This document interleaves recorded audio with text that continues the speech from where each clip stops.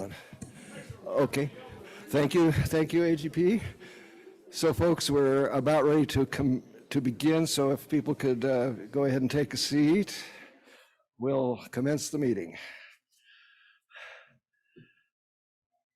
All right.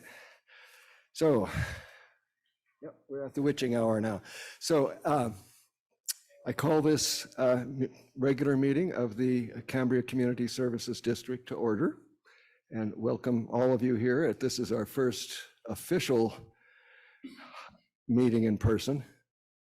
So, and we're all happy to be here and see each other for the first time in a while. So if you will please join me in the Pledge of Allegiance. I pledge allegiance to the flag of the United States of America and to the republic for which it stands, one nation under God, indivisible, with liberty and justice for all.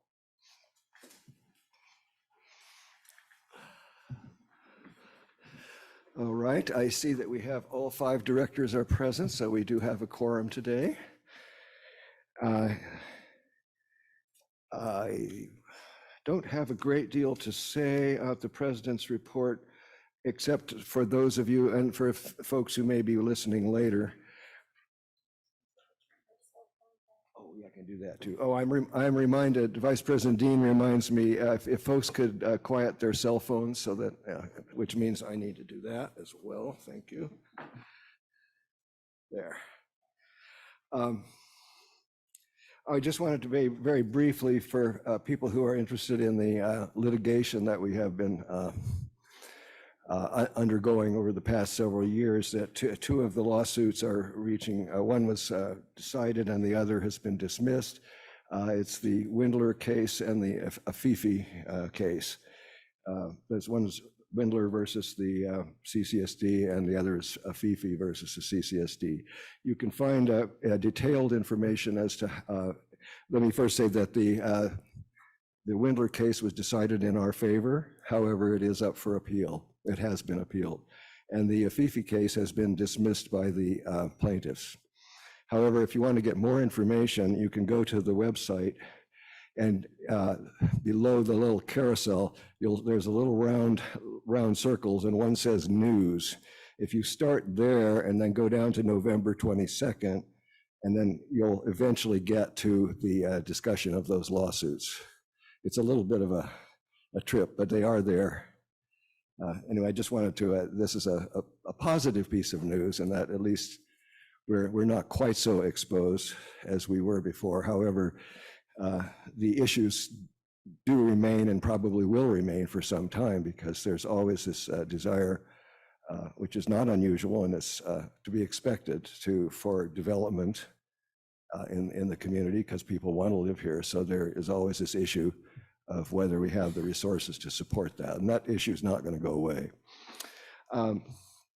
Having said that, though, a piece of really good news.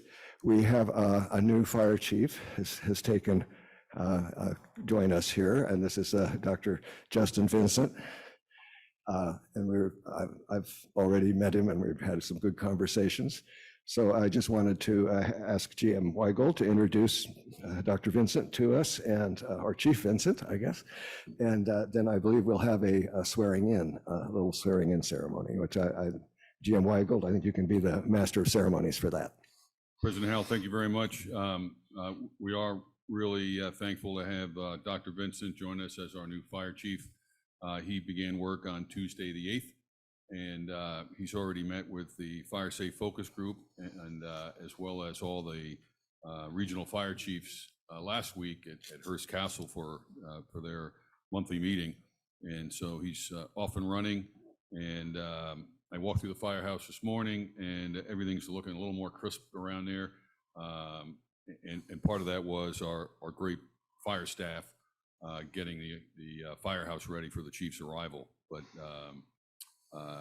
he is all ready to go. I'll have a more substantial write-up in the agenda meeting in my general manager's report that'll be published later today. But I want to introduce the chief, allow him to say any words, and then we'll proceed to the oath of office. Thank you, Gianmichael. I'd like to first say thank you to the board, president, board members. It's definitely an honor to be here. I'm so blown away and impressed after meeting most of all the fire crew now. I've met everybody, and I couldn't ask for a better group of men and women to work with. This is going to definitely be a wonderful team atmosphere. We have some great plans. They have some great ideas that I'm so excited to see how I can support. And I'm really excited to connect with everybody in this community. I think I've met almost everybody in this room. If I haven't met you yet, I'm not going to let you sneak out. I've never met a stranger, and that's just kind of my personality. So I really do look forward to meeting everybody and being your fire chief. And yeah, with that, just again, I want to say thank you to you. I want to say thank you to the general manager, and I really want to say a huge thank you to the firefighters that are protecting this community day in and day out, for giving me the trust to lead them to the next steps in our department. Thank you. And President Howell, unless you have any other comments, we'll proceed to the oath of office. Fire and ambulance crews, please take your positions.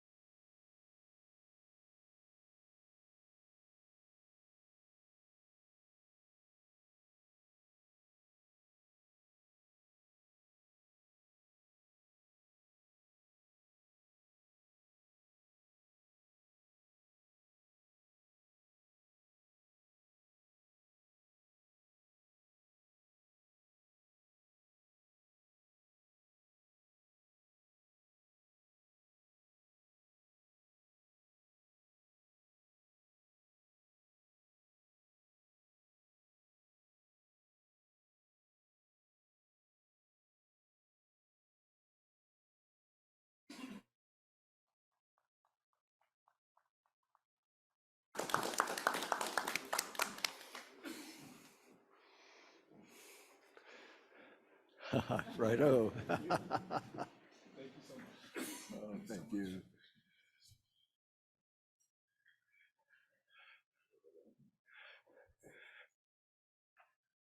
Well, thank you, and thank you all our fire folks back there for joining us here and adding some weight to the occasion, I think. And it's nice to see everybody here and give us a chance to also thank you all in advance for all you're going to do for us. Moving right along then, we are ready for item E, which is agenda review and additions and deletions. So do we have anybody on the board that wishes to pull an item or? I don't know if the screen was frozen and had been for the Oh, okay. So I'll start over. I think it's okay. I think we're all right. Yeah, thank you. Yeah, so any modifications to the agenda from my fellow board members here? Yes, Vice President Dean. Would this be the appropriate time to ask to have the consent agenda pulled for discussion, or do you want me to wait till we get to that? Wait till we point? get to the consent, Okay, yeah. thank you. I mean, it's either way. Okay. Okay, seeing none, and I don't have any change, we are now ready for board member communications. Any brief communications that anybody on the board would like to share with their fellow board members or with the public? Okay, seeing none. Oh, I've got my. Oh, I'm sorry. green light on. I'm so used to looking at the hands in the screen. Sorry. Yeah, thank you. Please go ahead. Thank you. Well, I just want to inform folks and Some of you may be aware of this, but for those of you who are not, this coming, I believe it's going to be, let's see, today is the 10th, 11th. So this coming Monday, November 14th, will mark 8 years since our now named water reclamation facility was finally built. And since then, a certain debt has been accrued and been paid by the ratepayers of this community. And we will be continue paying on this facility for quite a while. So I thought we would mark that milestone of 8 years ago on November 14th, 2014. The facility was finished being built at that time. And that's my comment. Thank you. Thank you, Director Farmer. Anybody else would like to share? Yes, Vice President Dean. I would just like to say how grateful I am for the rain that we just received and that my rain gauge registered 1.57 inches since the rain began on Monday. So I think we all should be thankful for that and hope for more. Thank you. Yes, indeed. We can all be thankful for that. Yeah, thank you for the good news, You're right. Vice President Dean. Thank you. Anybody else? Okay, thank you. So we are now ready for the Pros Commission report, and I'll take public comment on that. I think I'll take public comment after the report on that one. So yes, Mr. Niffen.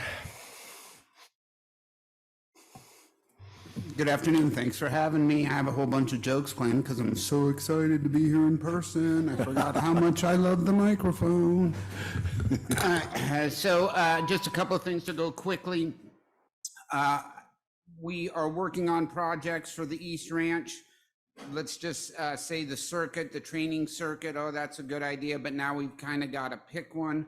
We make an ad hoc committee to pick one or to look at them because none of us are real familiar other than we think it's a good idea, but no one's ever purchased a fitness circuit facility for, you know, a couple hundred acres, whatever. Anyway, so Terry and Kermit are on the ad hoc committee and they're beginning to look at what it is that we might do out there. But now they need a location to kind of make a meeting and they want to know if people can come to the meeting to talk about it. And I see that 6B on your agenda today is discussing some of those same items, it would seem, right? Or how do we get together as the public and meet and blah, blah, blah. But anyway, nonetheless, they've got 2 members of the ad hoc committee. They're getting together to figure out what they're going to do for the circuit, and they would like public input on that topic, and they're kind of confused about how to go about it. Okay.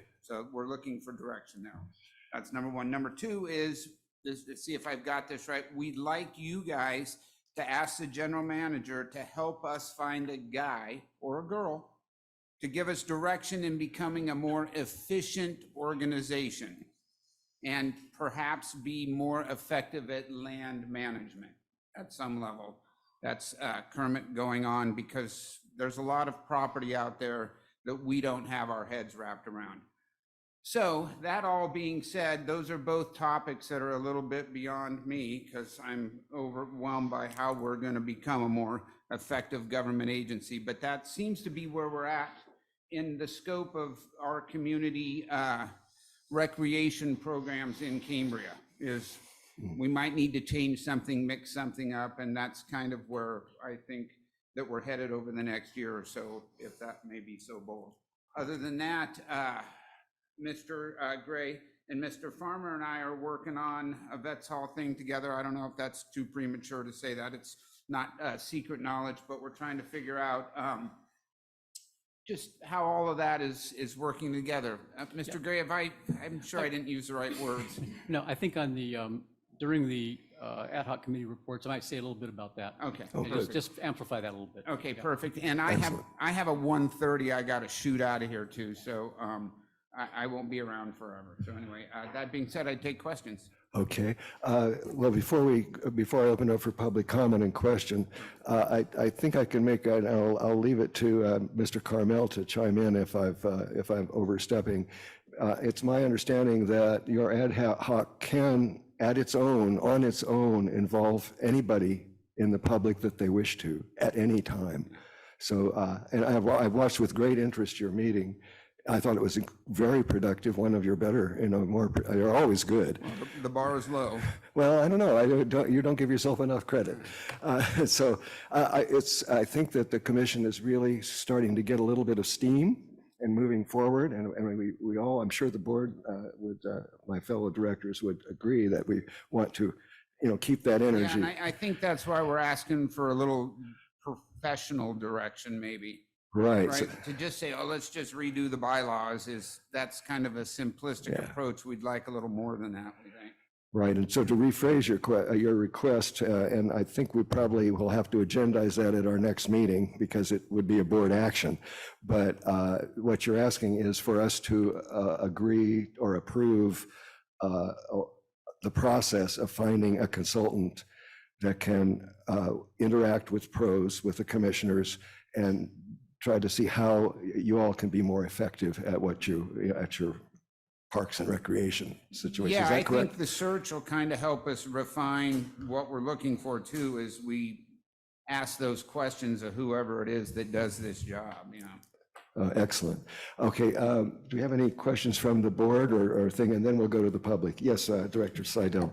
I don't know that it's so much a question as another alternative could be perhaps somebody out of Cal Poly as a capstone kind of project, which would serve a dual purpose if there was someone out of the business school or something that, or other other entities that might be able to provide support or feedback on structures and the best way to devise a plan and accomplish it, kind of.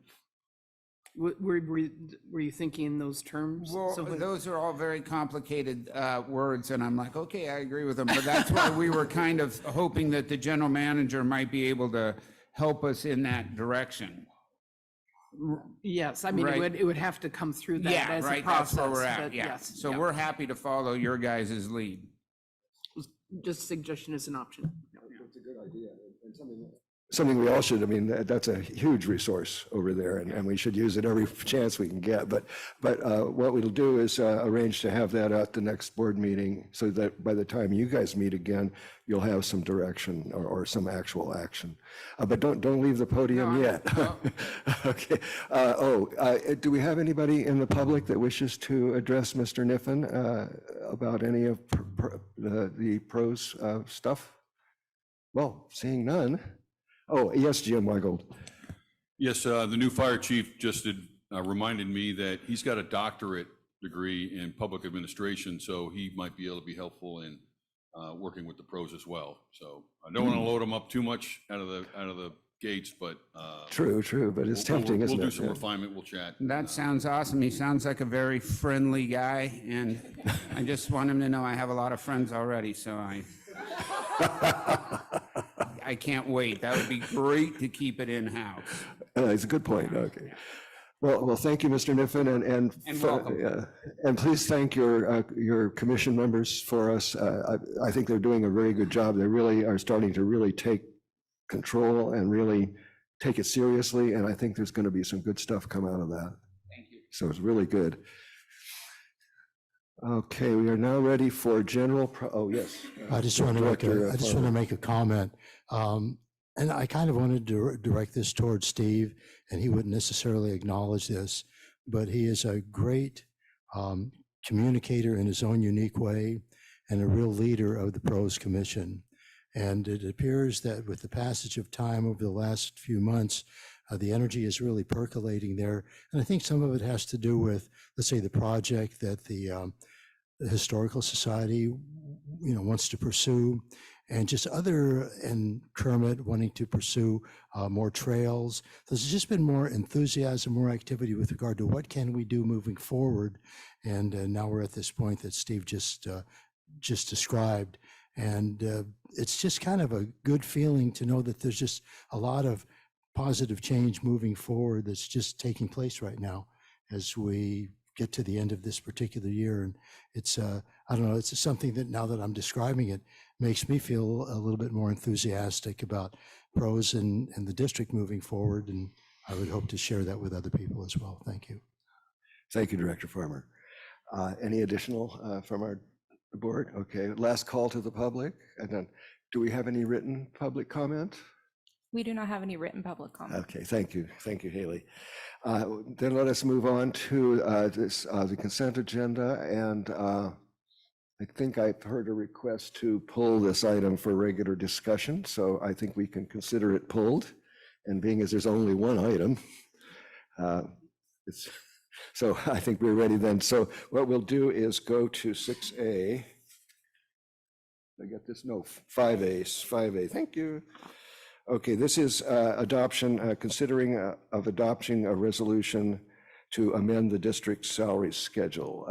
Yes, Sorry, I thought you were asking for public comment for the pros commission report. So yeah. we didn't, but I think you skipped general public comment. Oh, did I? And I do did have a skip? written comment to read for that. Oh dear, oh dear. Okay, let's back up. Sorry, pretend that I didn't say the last part. Let's go back. Okay, so we're now at general public comment.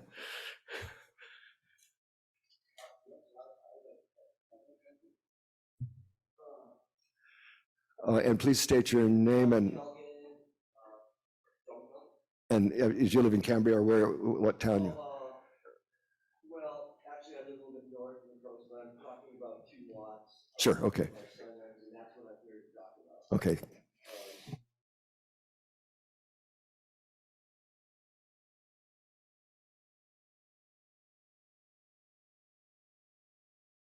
Oh, don't worry about it. That's all right. I don't know. It's pretty good. John McKelgan. I feel that CCSD, I'll just get right to the point, maybe not the best speaker, should be taking care of some type of buyout, whereas we all know that building on these lots probably will never happen. But there seems to be an advantage to the people that own homes that they get to have all this open space or lots that'll never be built on. Whatever how it works, it's an unfair situation, and that's how I'm looking at it, that you still have to pay the taxes, you still have to probably pay an abatement fee, and yet real estate in California seems to be, it's probably at a standstill now, but keeps going up. But all the people that own these lots, it'll never ever go up. It's basically a financial boondoggle, would be one word for it. And what I'm speaking about is that now I'm starting on this, I would like to see CCSD do a buyout, and anybody who wants assessed tax, not necessarily a profit, but whatever they pay in assessed taxes, if they want to get out of probably a situation that won't ever work for them. Meaning, as we all know, I spoke to some people in green space, talked to some other people earlier, nobody wants those lots to be built on. It's a, and whether water, that gets into a political issue. By the way, I have lived here since the 70s. So I've observed it. I was here before when Walter started the CCSD, all right? So, and I've seen it, and I see some things that have been going on over the years that really seem, I don't know, I don't want to be, just seem a little unfair, would be a polite word of saying it. So I'm here to see what can be done, mostly for my son, that we don't want to pay taxes on something that'll never be built on. We don't want to pay a weed abatement at something that'll never be built on. And I think that something needs to be done to take care of this problem. That's it. Sure. Thank you. Okay, yes. I do have one member of the public that wishes to speak, and I also have one written comment. Okay, let's bring the public member in first. Okay, it's Tina Dickinson. Tina Dickinson, okay. Ms. Dickinson? Yeah, first of all, President Howell, members that, I'm sorry, the audience attending via Zoom did not hear Haley when she was addressing the members of the fire staff and the chief. We couldn't hear a word. So I would hope that would get corrected so that, and also the gentleman that just spoke, obviously the mic wasn't on, but just so you know that we were not getting that feed. So I hope that's not taken off the time for my comments. Thank you. So first of all, I would like to publicly congratulate the 2 candidates who were successful in their candidacies to take up seats on the CCSD board. Those 2 people are Deborah Scott and Michael Thomas.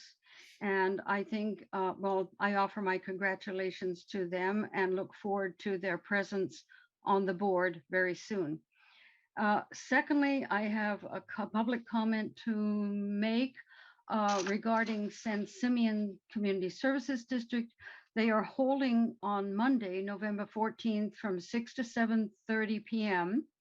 at the Cavalier Resort Meeting Room, which is in the Cavalier Building. I think it's downstairs, 250 San Simeon Avenue, Suite 8. This is regarding their coastal hazardous response plan and the stakeholders that are involved in that CHIRP, as it's known, the acronym CHIRP. So there's a public meeting, and because Cambria is listed as an alternate option with bringing their waste to Cambria, possibly, that's one of the options. I think it might be helpful for members of our community to be aware of this meeting, and there will be meetings that will be following up in the ensuing months. So again, Monday night, 6 to 7:30 p.m. at the Cavalier, and there's information on their website. And I think that's it. Thank you. Oh, thank you, Ms. Dickinson, for bringing that to our attention. And I hope that we can get the microphone issue resolved. Okay, we have a, yes, written public comment. Yes, I have a written public comment from Christine Heinrichs. And it states, at the October 20th meeting, Utilities Manager Dienzo wrote in his update to the strategic plan report that he had completed an investigation into cost-effective options and technologies for reduction disposal of brine waste and made a report to the board. His update said, investigation complete, pilot program tentatively scheduled for 2023. He conceded in response to my question that he had actually not done these things. He made reference earlier in the meeting to a third party involved in the issue, but did not specify who this third party is or how this entity is involved. The board did not ask for further explanation for this misleading report. In response to a public records request, the district found no records relating to this issue. I asked the board to pursue this lack of information and report to the public as to the actual situation. What is Mr. Dienzo and his department doing to look into this important issue of brine waste management as it relates to operating the EWS, SWF, WRF?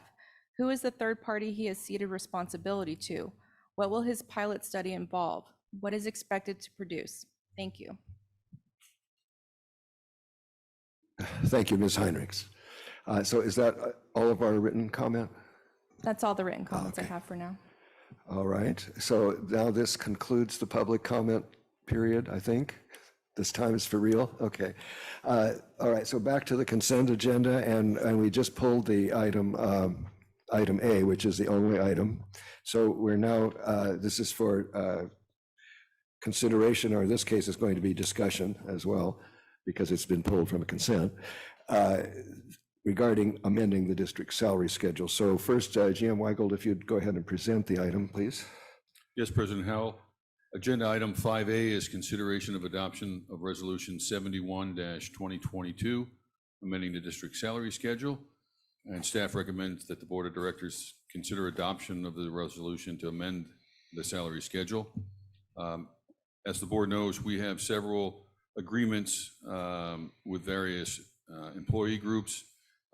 And so through this salary schedule, this provides board approval to adjust those salaries in accordance with those agreements. And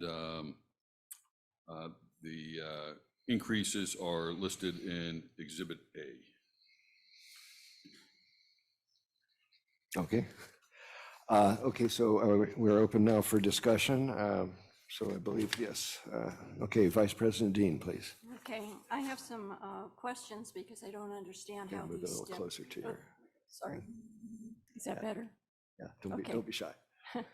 I have some questions because I don't fully understand how the step process works, and then I have an issue with one of the items. I'll go ahead and ask all my questions at once, if that's okay. Okay. I'd like to know if all employees begin at step A, or is the beginning step determined by their experience and qualifications? Do the employees automatically move to the next step each year, or is the advancement determined by annual performance evaluation results? I have no problem with the existing agreements that are listed here, except for one spot on here. The general manager's employment agreement states that he will remain at $170,000 through the term of his contract, with any subsequent increases in salary to be considered annually by the directors at the time of the GM's employment performance evaluations. The GM requested a contribution to his retirement in 2020 and 2021 in lieu of a salary increase, and the board did agree to a contribution of $20,000 in November of 2020 and $8,500 in December of 2021. This is the first time on the salary schedules that have come before the board that I have seen that the general manager was included in the 2% wage increase. I would recommend, since this is the way his contract is stated, that he stay at 170 until it's considered by the directors at the time of the GM's employment performance evaluation, that we hold off on that one spot, holding off on the 2% increase to the portion of the salary adjustment for the GM until after today's performance evaluation, since that is the way it is written in the contract. Thank you.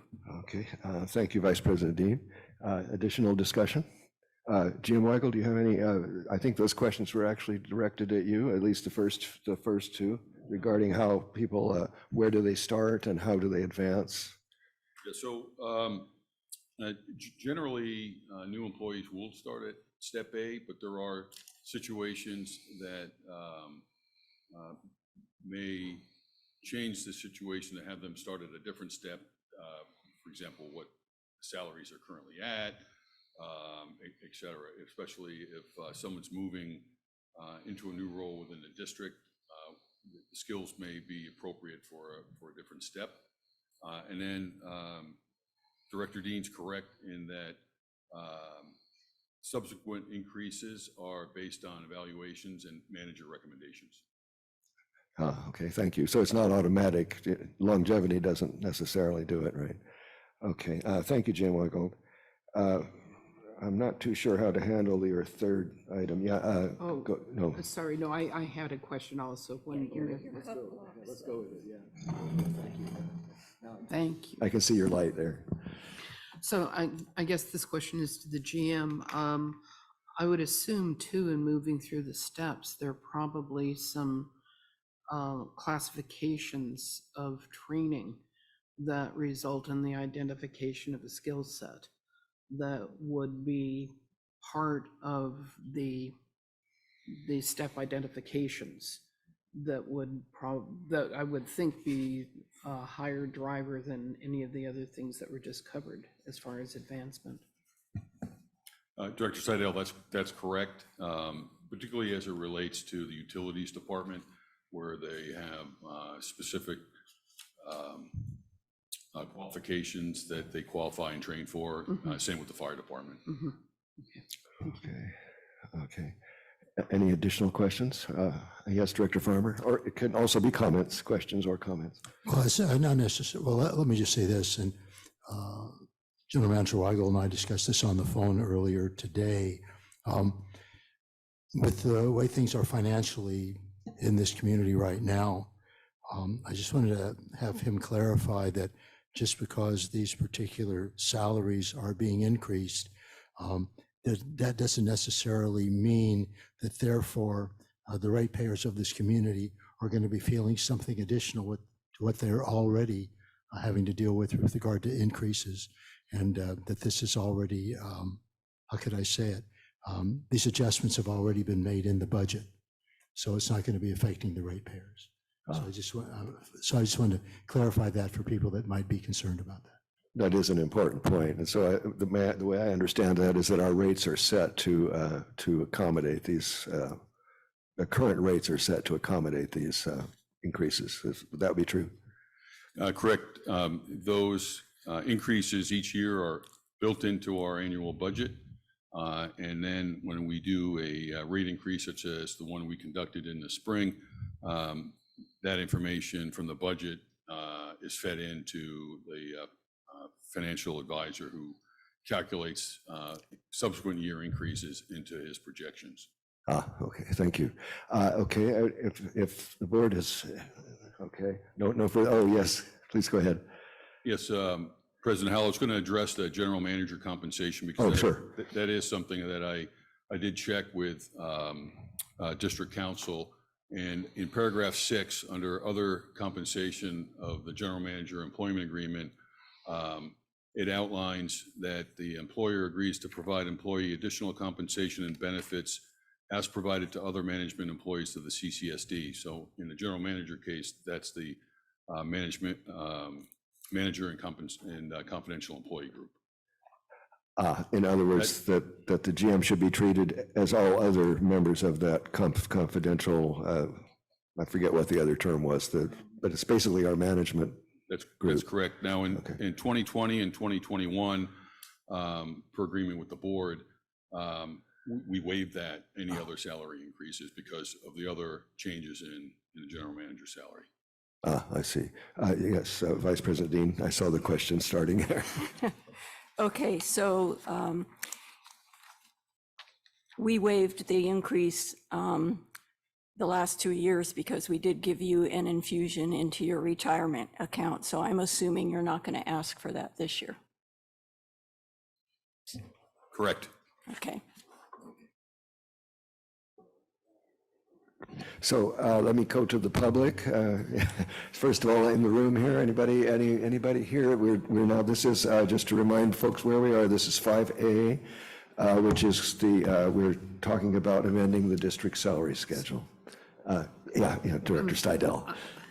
I apologize, President Howell. No, please. The language also indicated that in the contract indicated that whatever action was taken would be after the performance appraisal result. So I'm as an alternative, I have the suggestion that perhaps if we're approving the others in this case, that one be set aside and be brought back. You could do that. After we have performance appraisal today, because that should be part of the discussion then, I believe. I see. Okay. All right. Is that appropriate? I think it can be done. I mean, it's in this particular, we only have one general manager, so that discussion is not affecting any other employees. So we can still proceed with the other changes and then deal with that as a separate item. Yes, GM Michael. Yes, President Howell, could we ask for general counsel? Certainly, of course. Yes, I presume he's watching here. So, Counsel, do you have? Can you weigh in on this question, this issue about whether the percentage increase should be applied, and if so, when it can be applied? This is for the general manager's salary. Yes, I can certainly weigh in on it. Can you Thank hear you. me? Can you hear me and see me? Yes. Good. Looking great. Thanks. I'm having a bad hair day. Okay. I think we're talking about two different provisions in the contract. One says that will pass through increases that all management and confidential employees get. And the other deals, I believe, with merit increases based on performance. That's my interpretation of the contract. I don't have it in front of me. So I think he is entitled to the 2% based on the former provision. And then any additional salary increases is certainly at the discretion of the board after the performance evaluation has been completed. That's how I would interpret it. Okay, thank you. So I think from that, I think then we would have to say we have to go forward with it as is, I believe. I can't see any other way. Historically, the general manager has received these cost of living increases. That I know. Okay, yeah.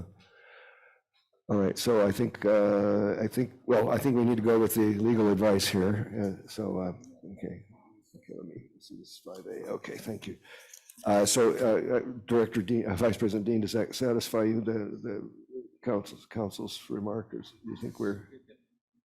Okay, well, I was reading Section 5 in his employment agreement that said the monthly base salary shall be adjusted to $14,166.67 or $170,000 annually on February 1st, 2020, and subsequent increases in salary may be considered annually by the board of director at the time of the employee's performance evaluation.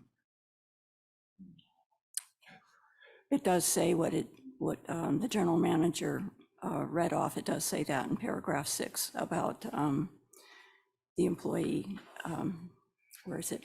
Employer agrees to provide employee additional compensation and benefits as provided to other management employees of the CCSD. So he is correct in saying that. Yeah. Okay, so I think, yeah, oh, yeah, thank you, Director Gray.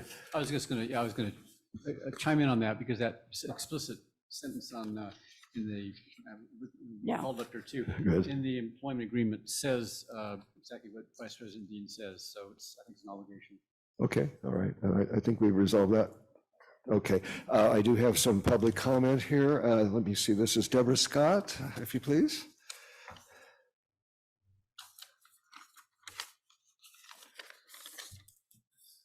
Hi, I'm Deborah Scott. Welcome. I live in Cambria. I have a question. All of those positions that are listed in the format that we have in the handout, are all of those positions filled? Are all the positions filled? That's a good question. Yes. Jim Weigel. No, they're not. Okay, and how many are not filled? I'd have to get back to you on that. Okay. Thank you, Ms. Scott. Any additional public comment in the room here? Okay, I think we have something. Yes, Haley. I do have Tina Dickinson who wishes to speak. And then Okay. I also have a written comment to read. Okay, let's start with Tina Dickinson, please. Then we'll do the written comment. Thank you. Thank you, President Howell. On November 19th, 2020, in the CCSD agenda, there was an item to discuss consideration of a fund for the retirement account for the GM. In that discussion, it says, District Council Carmel to discuss providing additional compensation to GM in lieu of an increase in salary. GM Weigold requested that the board consider funding the district 401 or other retirement account. What happened there was he ended up getting $20,000 in November of 2020. Then you go to December 16th, 2021, same issue. And again, in lieu of an increase in salary, the GM received $8,500. So that's $28,500. And if you take that amount over 3 years, which is what the other employees were getting with 2%, Mr. Weigold got way more than 2% when he asked for this $28,500 over a 2-year period. So I would ask that this item be removed until you go into closed session evaluation, because that's exactly what it says in his contract, which I printed out, and that you are supposed to look at that when you are evaluating the GM in his performance evaluation. So how can you do this now without having taken up the evaluation issue? And by the way, I mean, really and truly, if 2% the first year would be $3,400, the second year he would have gotten, that would amount to $6,800 over 2 years. 3 years would be $10,200. But what has he gotten? He's gotten $28,500. So please look carefully at this and do what you say you were supposed to do in the contract. Thank you. Thank you, Ms. Dickinson. All right, so we have some more comment, I believe. Yes, Elizabeth Bettenhausen would like to speak.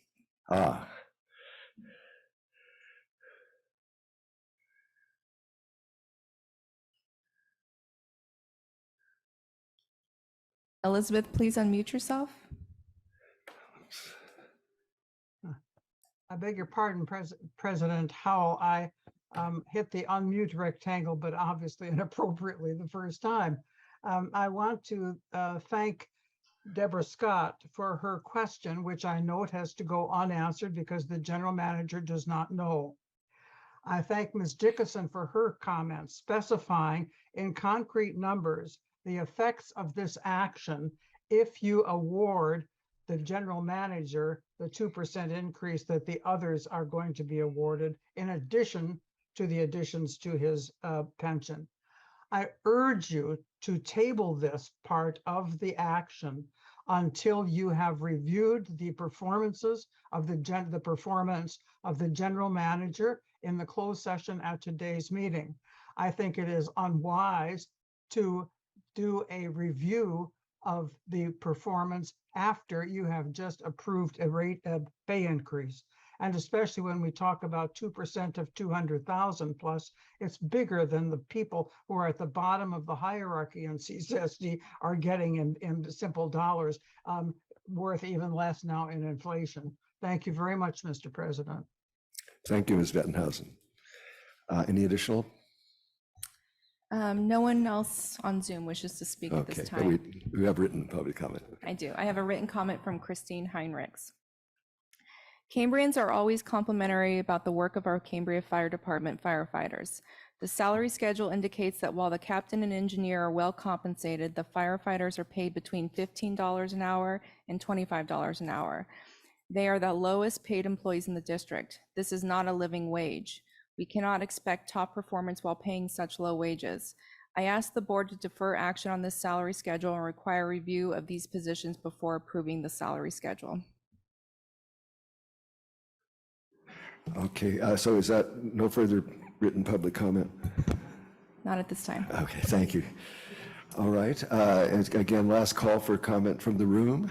Okay, we're back to the board for discussion and voting, yeah. I just wanted to take the opportunity again, because it was explained a couple of times, but several of the speakers seem to still have a disconnect between the two items that were being discussed relative to the increase.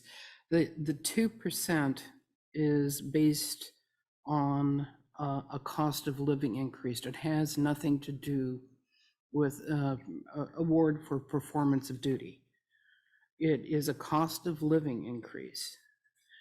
Anything relative to an amount beyond that would be something in consideration and would happen as part of closed session in a performance review, but there's nothing on the agenda to discuss that's the case. The only thing that we're looking at here is a cost of living increase, and the cost of living increase is across the board for that group, and the rates of pay are established through negotiation between the district and the unions representing the employees in those groups. So it isn't an arbitrary assignment by the district or by the directors in terms of the information here. And folks need to understand that difference. The various employees who are represented by unions have the ability to go to their unions and make statement regarding what their pay is. And then the unions will negotiate with the negotiators for the district on establishing those schedules. So those increases and those pay scales are something that exist over several years. Normally, when we go into negotiation, it may be a 3 to 5 year window that is being negotiated for with incremental increases. So I appreciate the concerns that people have, and I appreciate their wanting to have something directed in another manner, but recognize there are structures in place that handle that process. And if you have concerns in that regard, actually, they should be the concerns of the people who are affected by it, and they should be interacting with their unions, and the union should be interacting with us. So it doesn't have anything to do with what we as a district are doing right now in looking at this schedule, which reflects negotiated positions that we have had with the various unions supporting those people. And I think we needed to have that conversation put on the table so we can get away from the extraneous arguments that cannot impact what the conditions are. So thank you for the time. Thank you, Director Seidel. I didn't know which of you were first. I'll go, if you don't mind, I'll go with Director Farmer and then Director Gray. Thank you, President Howell. This has been something that's been kind of percolating in my brain, and it's probably not going to go any further than the comment I'm about to make. But when I look at these certain salaries, and maybe it's because I personally haven't made a lot of money in my life, and I see the increase in just about everything that's happening out there, whether it's food, whether it's gas, whether it's rent or a mortgage or whatever, while salaries are not, what people are earning are not able to meet these increases in the cost of living. I just wish that there were a way that folks that are making, let's say, a more considerable amount, like with regard to salary, let's say when you're getting into like six-figure salaries, that there's a way that they could just say, well, it's a lot easier for us to make an adjustment in our lifestyle, and we're still doing fine. Whereas people with the lower salaries, it's much more challenging to them. And I just wish there were a way that we could take the salary increase for the lower paid employees that we have here and give them a higher increase, and the folks that are making more money, give them a lower increase, or just have them hold off on any type of increase because they can actually, like I said, they can adjust much more easily to how much it's costing just to survive every month. And like I say, that's not, I know it's not going to go anywhere, but it's just a feeling that I have, and I wish there were a way to address this issue. Thank you. Thank you, Director Farmer. Director Gray. Yes, before I make a motion, I wanted to make a couple of points just to emphasize. The 2% is a contractual obligation. It's in the employment agreement for the general manager, so we have no real option there but to include the general manager among the other changes. I also wanted to address or maybe ask our new fire chief about the sorts of some misunderstanding sometimes about how firefighter pay is described. At that hourly rate, it looks like it's very, very low, but the shift structure of firefighters, contains a great deal of double time and time and a half. So the actual amount of money they will make, say, in a full-time firefighter will make in a year is much larger than it seems. I don't know if Dr. Chief wants to address that. Yes, I can definitely speak to let me call you first. Okay, yes, Yeah, yes. I'm sorry about that. Yeah, that's okay. Yes, Chief Vincent, would you please respond? Yeah, firefighters in California work a 56-hour work week versus the typical 40-hour work week. And 53 hours of that is paid at straight time, and 3 hours of that is paid at time and a half. So in a typical 2-week or 14-day work schedule, there is some built-in time and a half. So it can be confusing to some who see an hourly rate and compare that hourly rate to the yearly rate, but to also note how much is somebody's time worth, how much is somebody's hour worth. And that is something that's a union negotiated item that when you're determining, how much is somebody's hour worth, whether they're here for 40 hours or for 56 hours. And as was mentioned before, that's definitely something that is best served when it comes to wages, working conditions, and benefits, and that's why they have a union to represent those things. But yes, for clarity, firefighters do not work typically a 40-hour work week. They work a 56-hour work week. Thank you, Chief Vincent. I'd like Yes, to make a Director motion. Ray. Yeah, please go ahead. Yeah, I would like to move the passage of item 5A, which is the adoption of resolution 71, 2022, amending the district salary schedule. Okay, may I hear a second? Yes, seconded by Director Stidel. It's been moved and seconded that that the board adopt Resolution 71-2022, amending the district salary schedule. So we are open for debate. Is there any debate? Doesn't look like it. Okay, so we're ready for the question. So please call the roll, Ms. Dodson. Director Gray, Aye. Director Stidel, Aye. Director Farmer, Aye. Vice President Dean, Aye. President Howe. Aye. 5-0, motion passes unanimously. All right, so we are now ready for regular business. We're going to 6A, item 6A, which is regarding the discussing and considering the location options for the electric vehicle charging station. So again, GM Weigold, I think if you would be so good as to present this. Thank you, President Howell. Agenda item 6A is discussion and consideration of location options of electric vehicle charging station at the Veterans Hall. Staff recommends that the Board of Directors discuss and consider location options for the electrical vehicle charging station at the Vets Hall. As the board knows, we installed an electric vehicle charging station just outside the wall here and at the entrance to the American Legion Club. There were essentially two locations to consider, primarily due to the farmers market activity to the south of the Vets Hall here.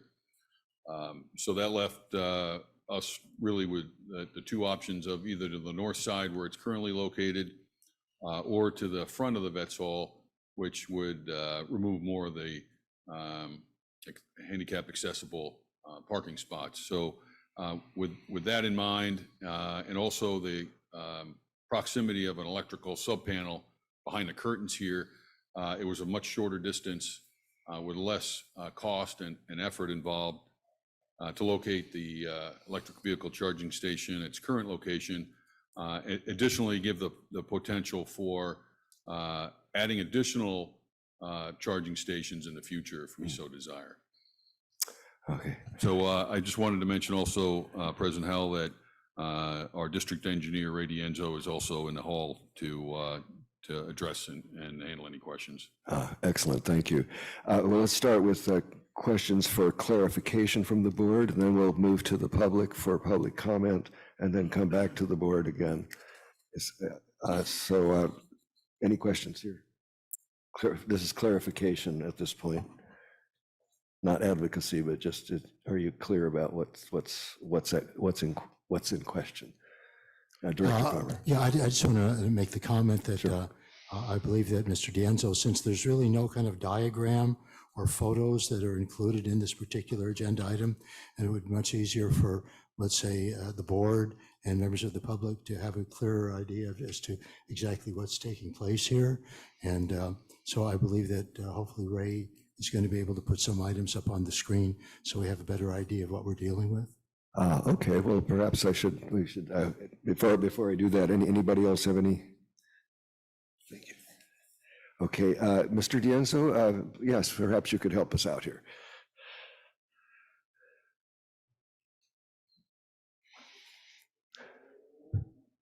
Thank you. Welcome, thank you. Thank you. Is this on? Okay.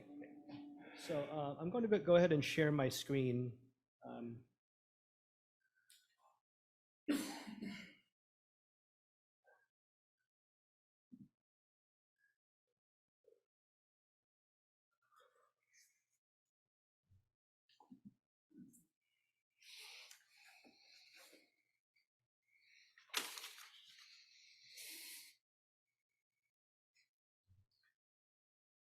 So I'll go ahead and share a couple of relocations just so everyone is clear what we're talking about here.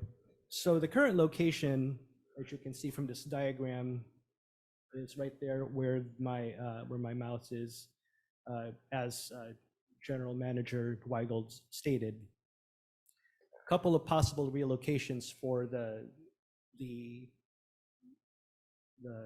charging station is move it over a few spaces, as shown here, or move it over towards the front of the Vets Hall facing Main Street there.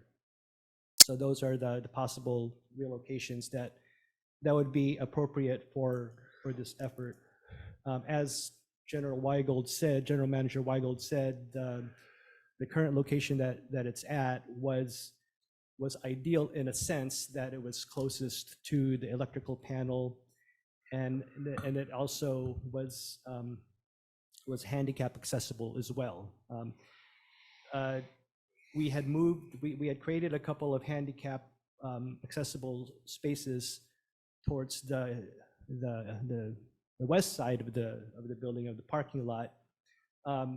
Unfortunately, there was a lack of coordination with American Legion with that, which I share blame in that. So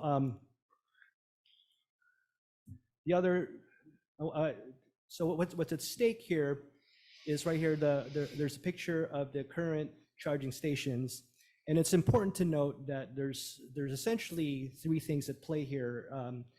There's two actual parking spots, one of which is, and they all have to meet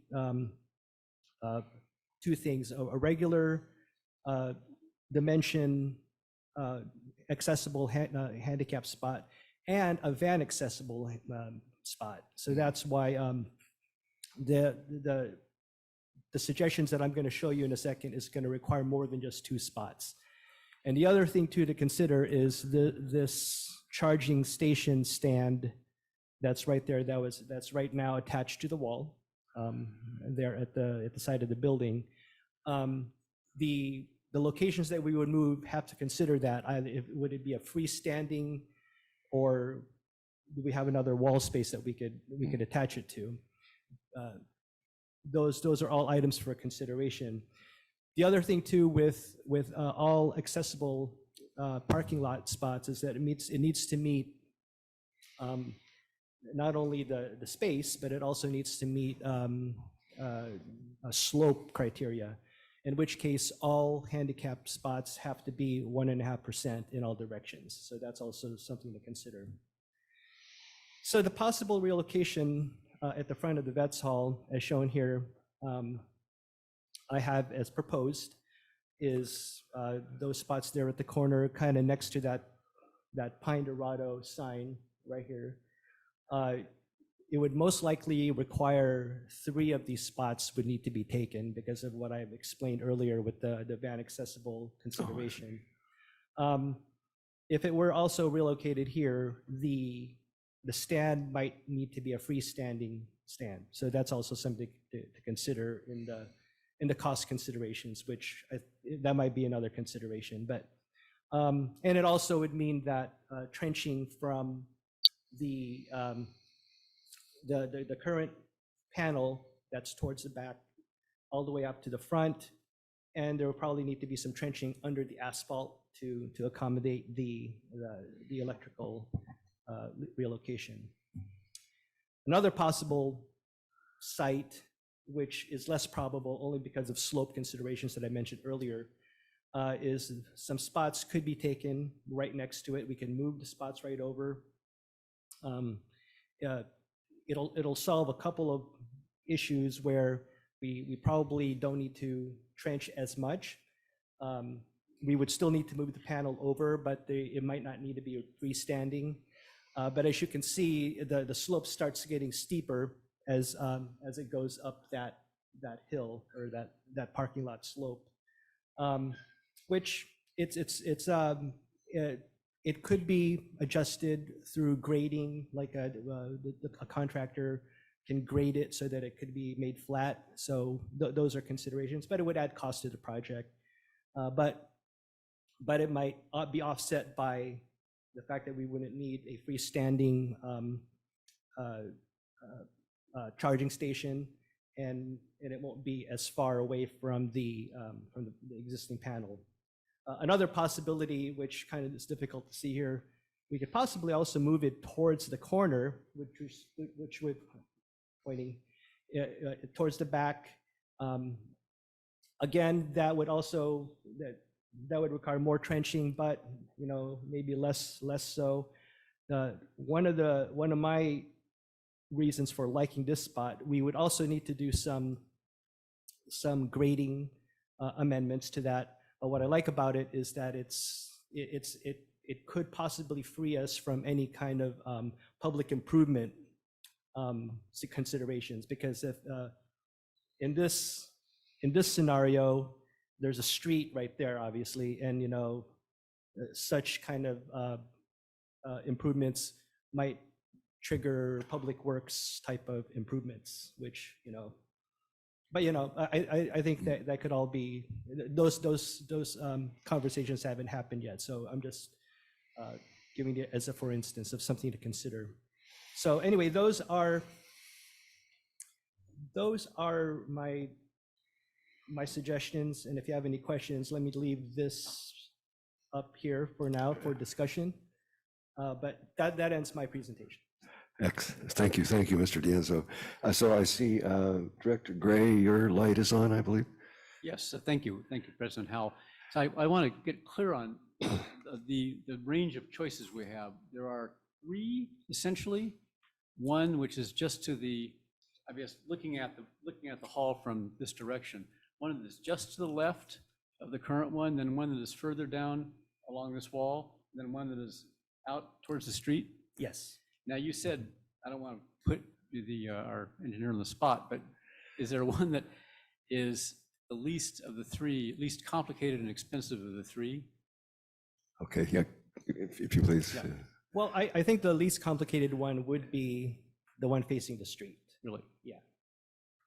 The one at the front of the building. Yes, Front of only the because it looks like it looks like it's flat enough that it doesn't need to be graded as much. So. I see. Yeah. And a follow-up, Okay, please. A follow-up question about that. How much, because the one on the street I think would be more visible to the public. So my question is, how much use do we currently have? I mean, how many people are using the one that's there now? Is it because it's kind of out of the way? Yeah, go ahead. So it's currently not being used. It's not being used. It's not okay. not an operation. It's just No, sort it's of not operation. It's an operation, but it's not being used. Okay.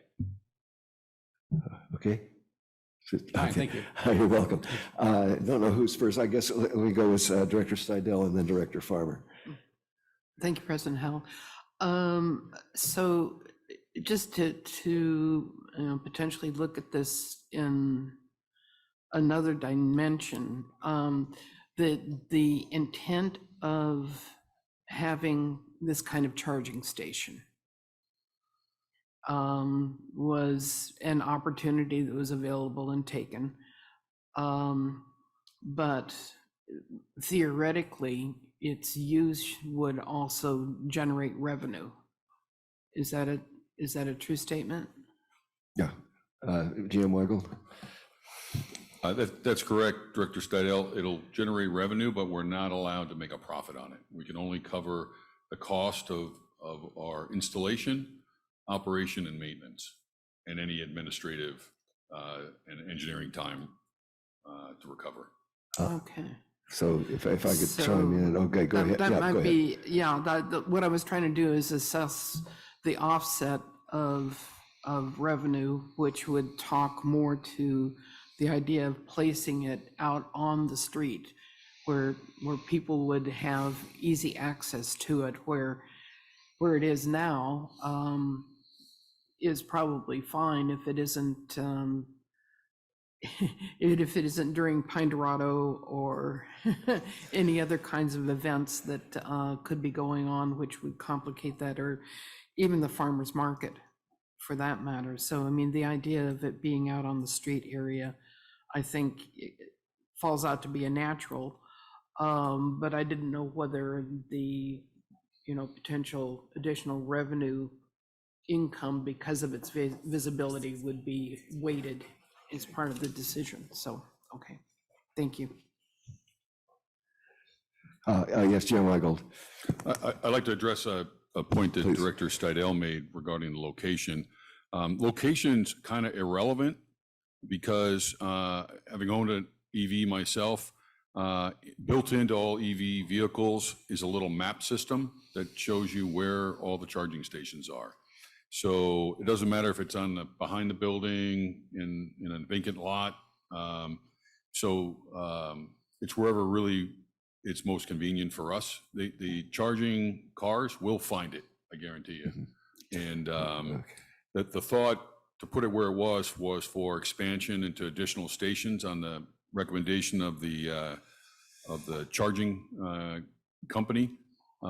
We installed 2 Type 2s, which are 220 volt, that are not the slowest overnight charging, but they're not the rapid fast charge in 30 minutes. And so their recommendation was, once we reach capacity with this dual station, we install another dual station. And once we reach capacity on that, then we install a Type 3, which is the fast charger. And so if we're looking potentially to go with all electric vehicles in another 13 years, the expectation will be to charge faster and faster. And so expansion will be required. Thank you, Jim Weigel. Director Farmer. Thank you, President Howley. I just want to make the observation that, for a Luddite like myself, it never dawned on me that people that have electric vehicles can just at the snap of a finger, and they probably do it better than I can, that at the snap of a finger, they already know where the charging stations is when they drive into a town, right? Yeah, who knew that? Yeah. So, but visually, it would seem to me that having it at the front would seem to be more advantageous to, how can I describe it?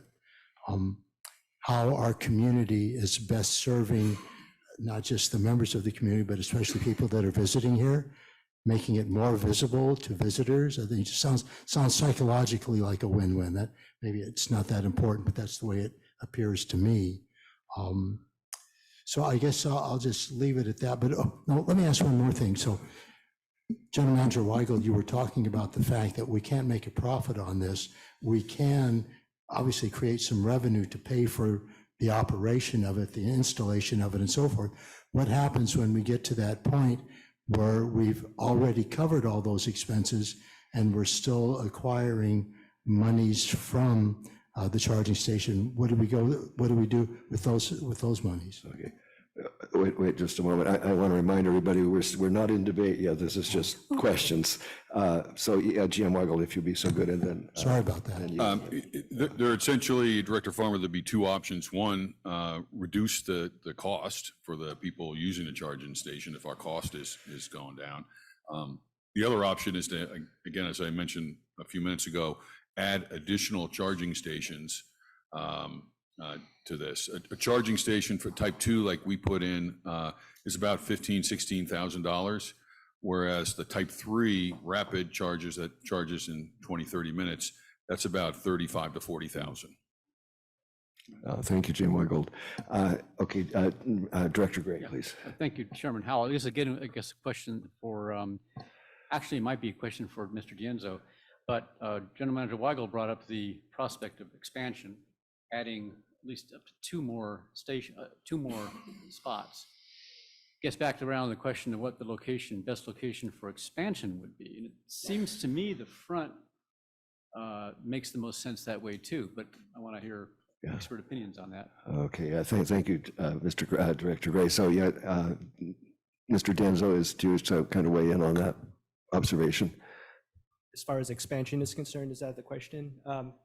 Well, there's the other, we would definitely focus on areas within district property. The other possibility was going to be in the restroom area. I believe it's over, closer to East Village. There's a possibility where the complication there at the moment is the county owns the property, and we would need to establish a lease agreement with them to do that. Oh, thank you. Okay, I think I'm looking for lights. Okay. Just one more. So sorry. I understand we're not talking about expansion in one place, but adding that's right. additional sites could be elsewhere. Yes, that's been my understanding. No, no, we're not talking about that? Well, there are two issues. There's expansion here at the Vets Hall with additional charging stations, but there's also another option. We're working with the county to add charging stations at the East Main Street parking lot on the back of the restroom there. Okay. Does that, I think, clarify the situation? Sort of. Okay. Thank you. Okay, I think let me go to the public now. Let me see. Let me do the folks in the room. Get you all lined up properly here. Okay. So first will be David Ellers, followed by Deborah Scott.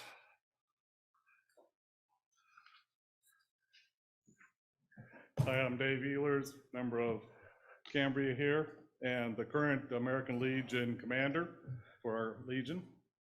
And just one point of clarification to General Manager Weigallard's statement about finding, and I own electric vehicles also, that yes, we can find them, but I think accessibility back here is the big issue. One, it's congested, but if you think about Pine Dorado, when we have so many visitors in town that may need to charge, that's off limits. Or even farmers market, that becomes very congested and hard to get at.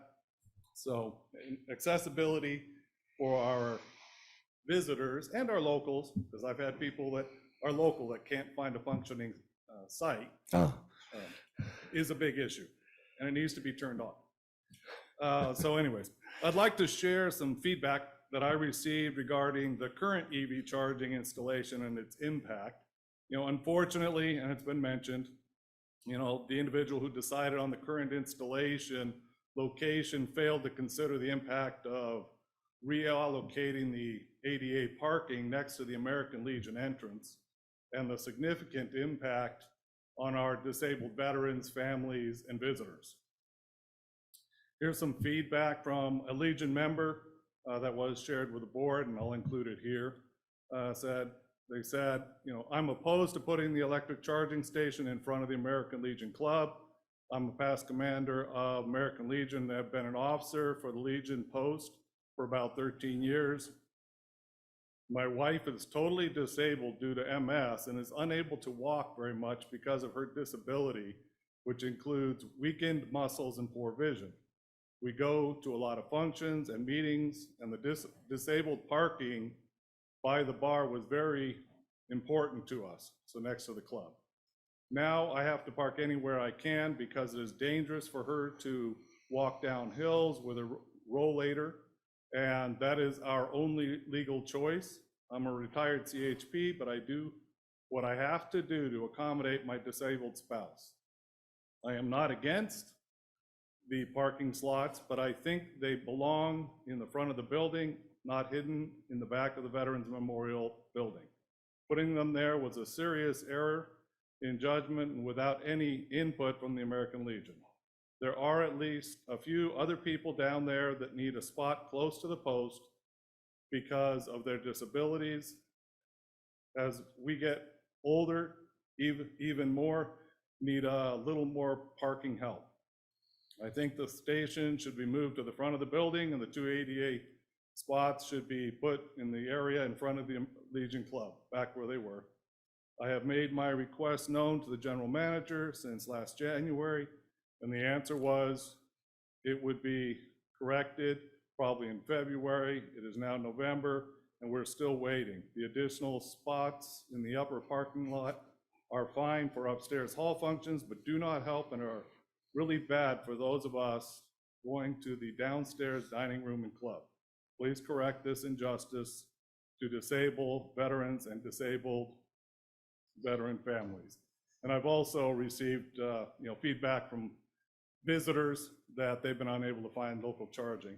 So last statement here, as a community member who owns 2 plug-in hybrid vehicles and considering California's push to electric vehicles and to better serve our community and visitors who utilize electric vehicles and need charging options, our recommendation is that the 2 charging stations be relocated to a more convenient and visible access location, utilizing 2 of the 12 or 13 spaces at the front of the Vets Hall and reestablish the ADA parking for our disabled vets and visitors adjacent to the Legion entrance and Pine Dorado ground.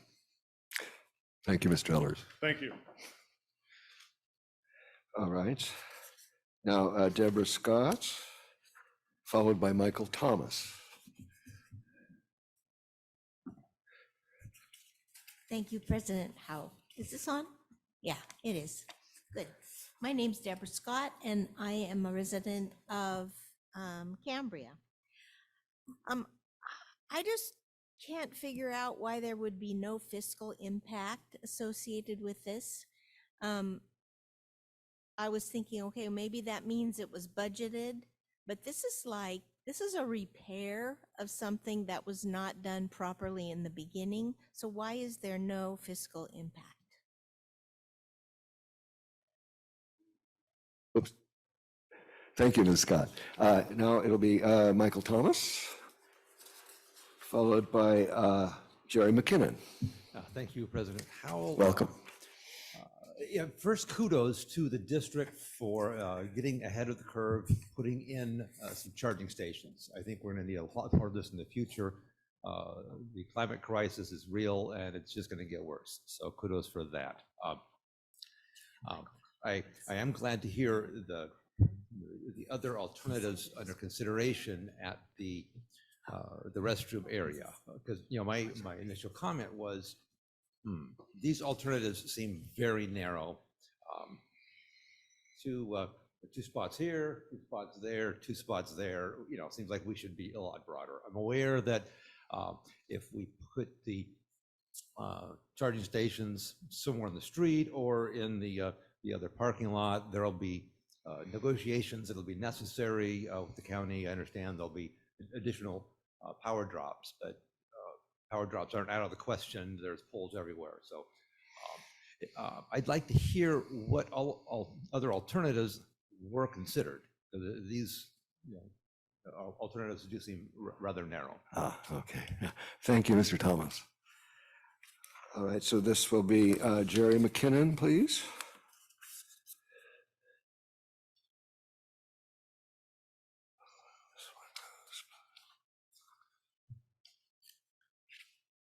Thank you again for having a public meeting of this sort. Reminds me of the good old days. Hey, and being of the older generation, I do not have the ability to listen to your stuff on television and all of that, so I may have missed this information. Have you considered any other location beyond the Vets Hall? I'm thinking in terms of the tourist that comes into town.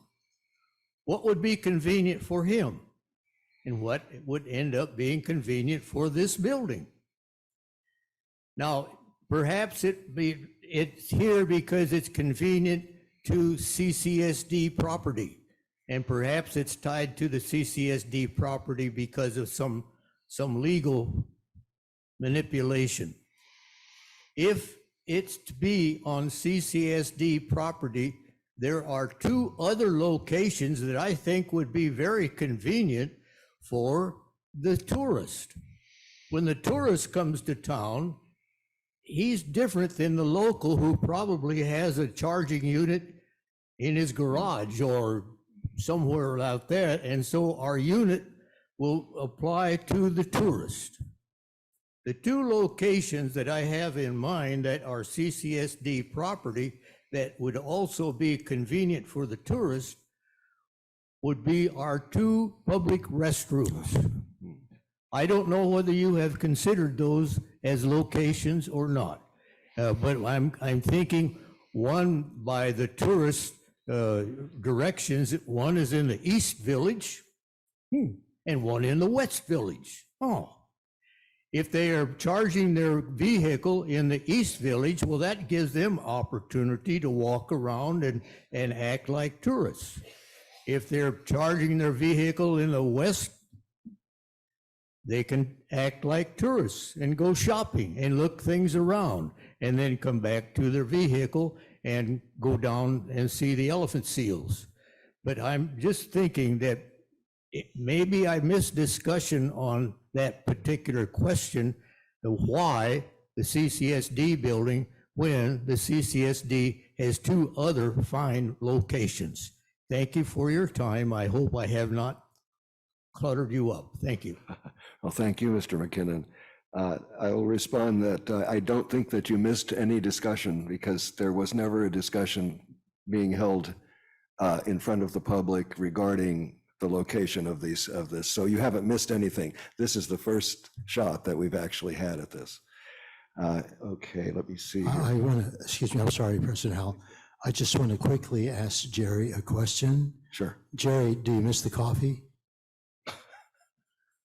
That's usually the first thing that Jerry says when he comes up. Oh, I see. Thank you for the coffee. Oh, no, that's okay. Thank you. Okay, let me see. I've got, oh, that was that one.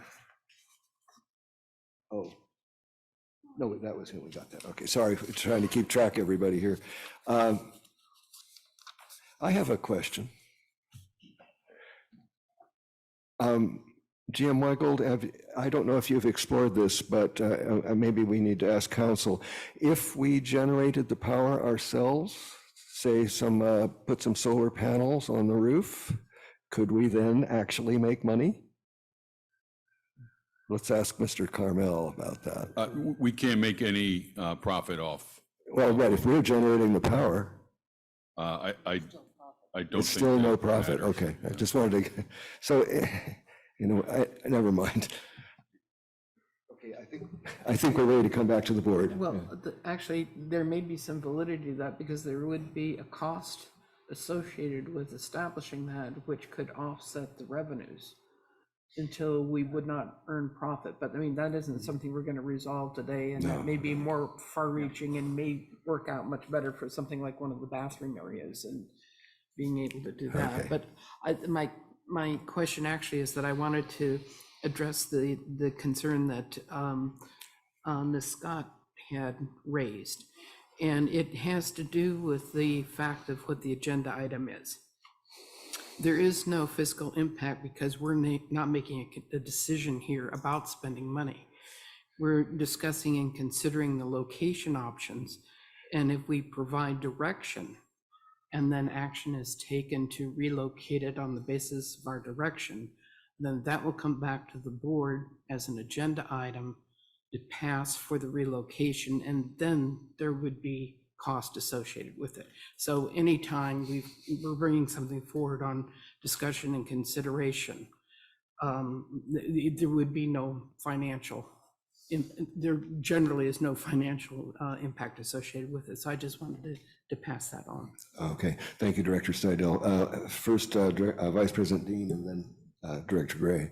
Okay, I have a question first, and then I'll make my comments. My question is, we know that the parking lot and the public restroom on the East Village belongs to the county. Who owns the parking lot for the restroom at the West Village? If the general manager knows. That's also the county. Okay, because I agree, those would have been good locations, but if we don't own the property, that's complicated. Yeah, okay. Okay, so if I can express my opinion now. I think it's time, yes. I think it was a total mistake to take away the handicap parking spot and the Purple Heart parking spot to do this. I think the Legion should have been brought into the discussion on this. I think that there's an issue besides the fact that those parking spaces were taken away. They're also not visible from the road.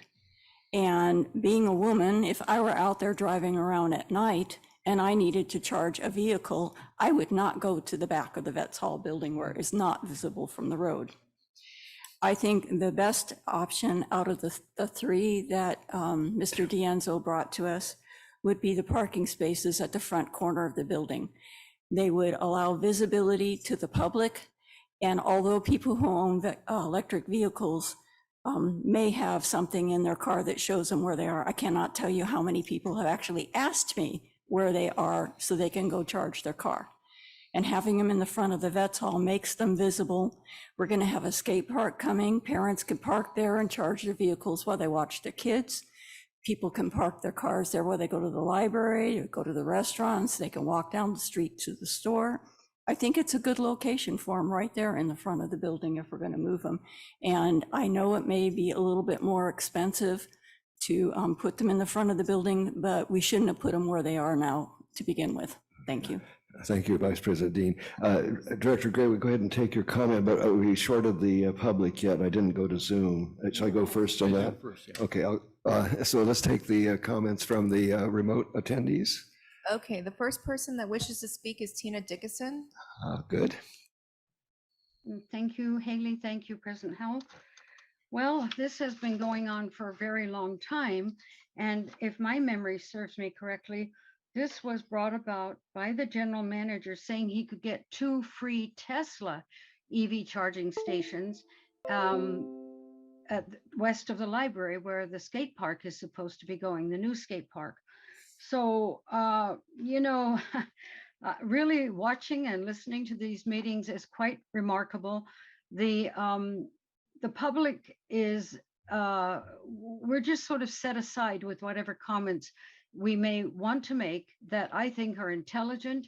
We have people earning good money who just got, in the general manager's case, a salary increase. He's the one that started all of this. He's the one that should have had oversight as to where these charging stations were going to be placed. Secondly, I think even having them at the front of the Vets Hall is problematic. When the farmers market meets every Friday, you can't even get a parking place most of the time. Look at Pine Dorado. Look at the events that are held there. To add even 2 and then expand to maybe 5 in front of the Vets Hall is problematic. I do believe that the best place would be in the East Village at the public parking place, and then look into what the county would charge to lease the spaces. Maybe they would give you a great deal. You haven't even looked into it yet. But really and truly, to have this still going on and not even knowing yet where you might locate these spaces, it is just really, I'm just scratching my head in disbelief. But then that's not, it's par for the course, unfortunately. Thank you. Thank you, Ms. Dickinson. We have another more. Yes, Jeffrey Forrest. Jeffrey Forrest, welcome. Yeah, hi, President Howell and board. I just had a question either for you or for Mr. Danzo. Just if somebody could clarify, I mean, all power needs to come from somewhere. You've got this charging station, potentially a couple more coming into play. Is any of this power imported from other states, and is any of it derived from the burning of fossil fuels? If you could just clarify, that would be great. Thank you. Thank you, Mr. Forrest. I guess, Mr. Danzo, do you wish to, I think it's a complicated question, I'm thinking. Yeah, I don't know. I can't speak to that, but I submitted a list because I do have some recommendations I'd like to suggest. Good. Why don't we finish with that, and then I'll bring you back for your recommendations. Yeah. Well, maybe after we listen to the board members and then you respond with your recommendations. So, yes. I have Ted Key next, and then I also have a written comment to read. Okay, Mr. Key. Good afternoon, President Howell and board. Yeah, this thing has become quite a conundrum after all this time, I must say, and it's kind of unfortunate that this whole conversation wasn't dealt with really back at the inception, but here we are, and we're looking now at the relocation of these 2 specific spots. And I agree with the majority of people on the board and elsewhere that the best location is undoubtedly in front of the Vets Hall. My suspicion is that the service to the building is the limitation as to how far this particular station can grow. What I would say is if you're going to invest money in, expanding and digging a trench, that you make sure you put cable down big enough to expand to whatever the limits of the box could possibly be in this location. Regarding especially if you intend to make them fast charging stations, we have to recognize that apparently I understand that 1 out of 4 vehicles being sold in California today is an EV or has an electrical component to it. So we need to plan for the future. And one charging spot in Cambria just simply isn't going to do it. So the other locations are certainly topic for continued discussion as we move forward. But just looking at this particular situation, I would agree that bringing these charging stations to the front of the building, as much as I like to park in front of the building, we're going to need to make some adjustments for EVs coming down the road. So I would encourage the front location, and I would please make sure that you put down cable that enables you to reach the capacities of 2 or 3 stations, maybe at the most in this particular location, and then we'll move on from there. Thank you. Thank you, Mr. Key. So, written comment now. Yes, I have a written comment from David Pearson. Good afternoon, Mr. President and board members. Today you have the opportunity to help our veterans and also make the charging stations more accessible to the visitors who will use them. The right place for the chargers is in front of the Vets Hall, where they can be seen and easily accessed. The area in front has plenty of parking spots that will be most appropriate. The current location of the charging stations takes away much needed parking for our disabled and older veterans. Please make this right by moving the stations to the front of the hall. Thank you, David Pearson. Thank you, Mr. Pearson. So that completes our written comment, I believe, and we're finished with our Zoom attendees. Just double checking. Now let me double check both. Okay. We're good? We're good. Yeah. Okay.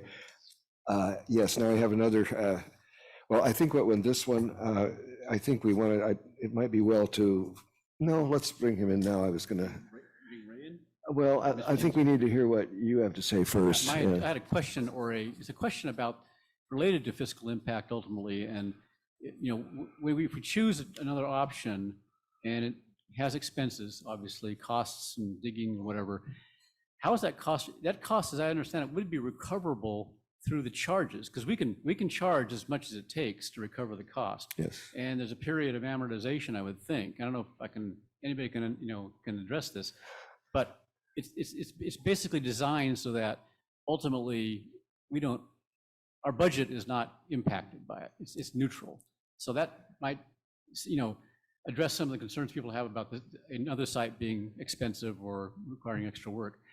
And another point I'd like to make about the street side site, and it applies to the sites elsewhere. First of all, we only deal right now with sites on our property. We don't have that many places we could put an EV station on our property.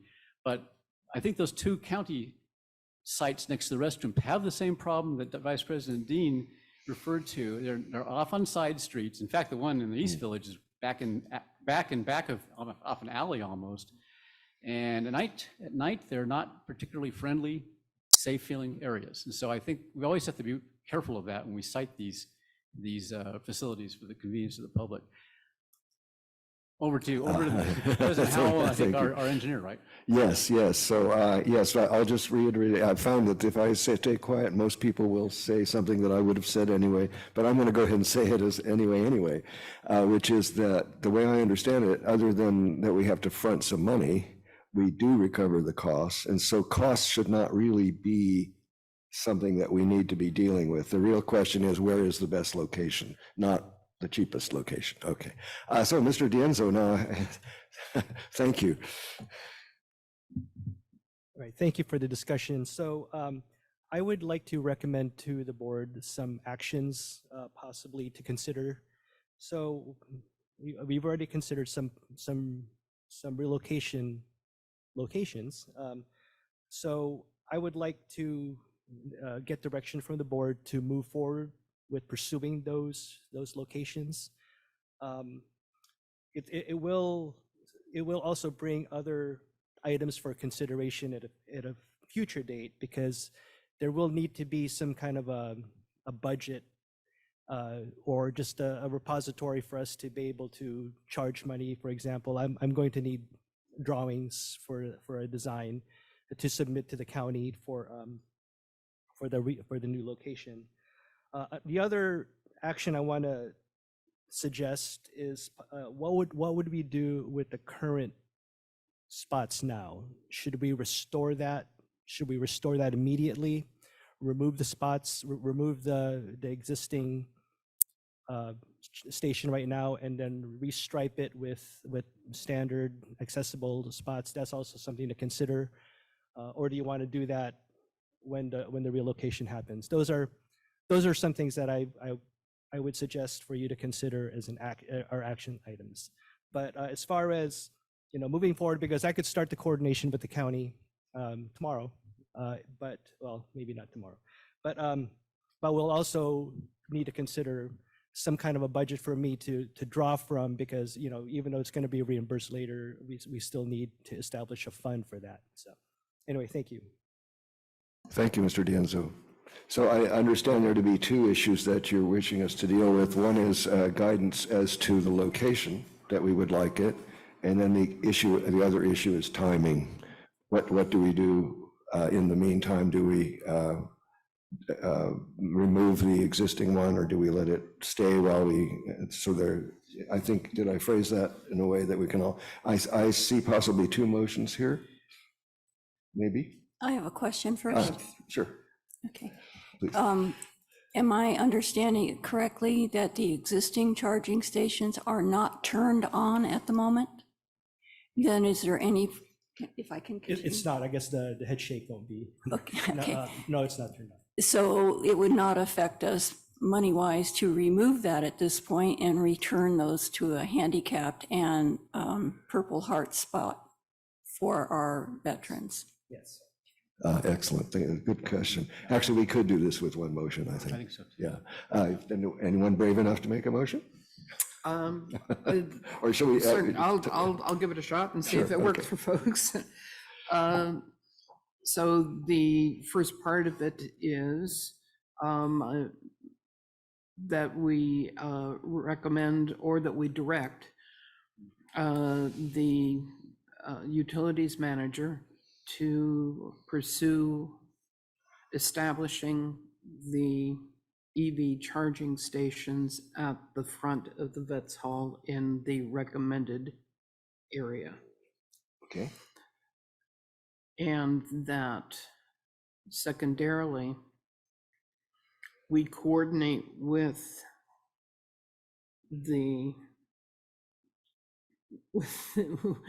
Legion members in reestablishing the identity of the two parking places that were removed.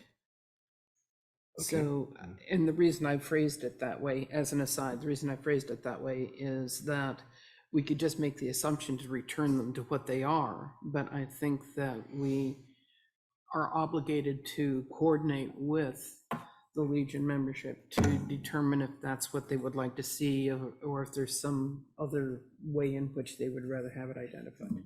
I'm glad you brought that up, because I think that coordination is an issue. Let me see here. If there's a second, or I was going to second. multiple seconds. Okay. Well, let's see, seconded by Director Gray got there first. So moved and seconded. Haley, were you able to jot that down? Yes, would you mind like me to repeat it? Yeah, please read it back. Director Steidel moved to direct the utilities manager to pursue establishing the EV charging stations at the front of the Vets Hall in the recommended area, and that secondarily, we coordinate with the Legion members in reestablishing the identity of the two parking places that were removed. Excellent, thank you. So now the motion is open for debate. Doesn't look like, I think, okay, we're ready for the roll call. Okay. Director Steidel? Aye. Director Gray? Aye. Director Farmer? Aye. Vice President Dean? Aye. President Howe? Aye. Motion passes 5-0, passes unanimously. At this point, if I could beg your indulgence, can we take a 5-minute break? Okay, we'll be in recess, without objection. Okay, without objection, we'll be in recess for 5 minutes. If I had my gavel.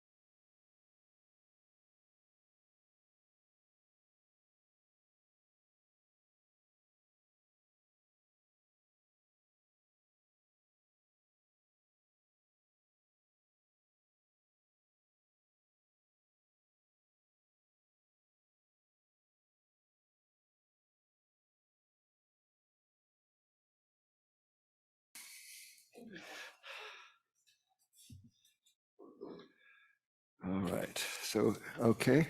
All right, thank you.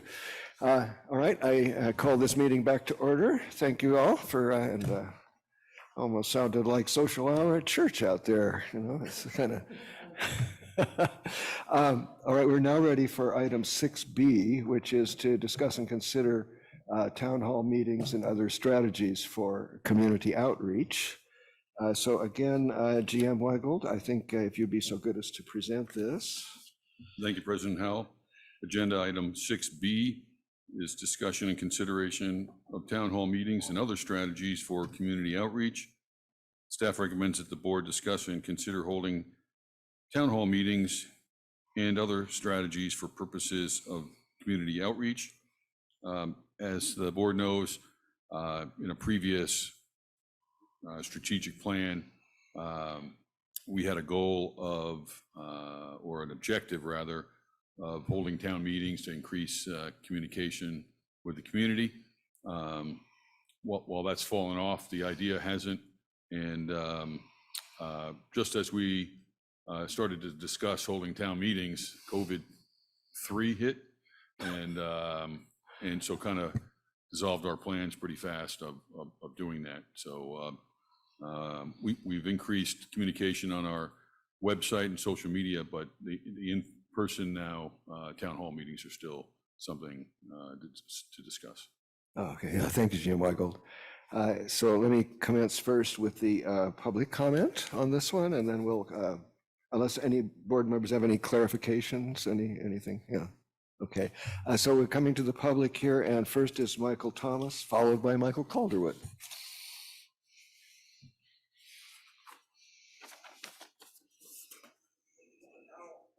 Welcome.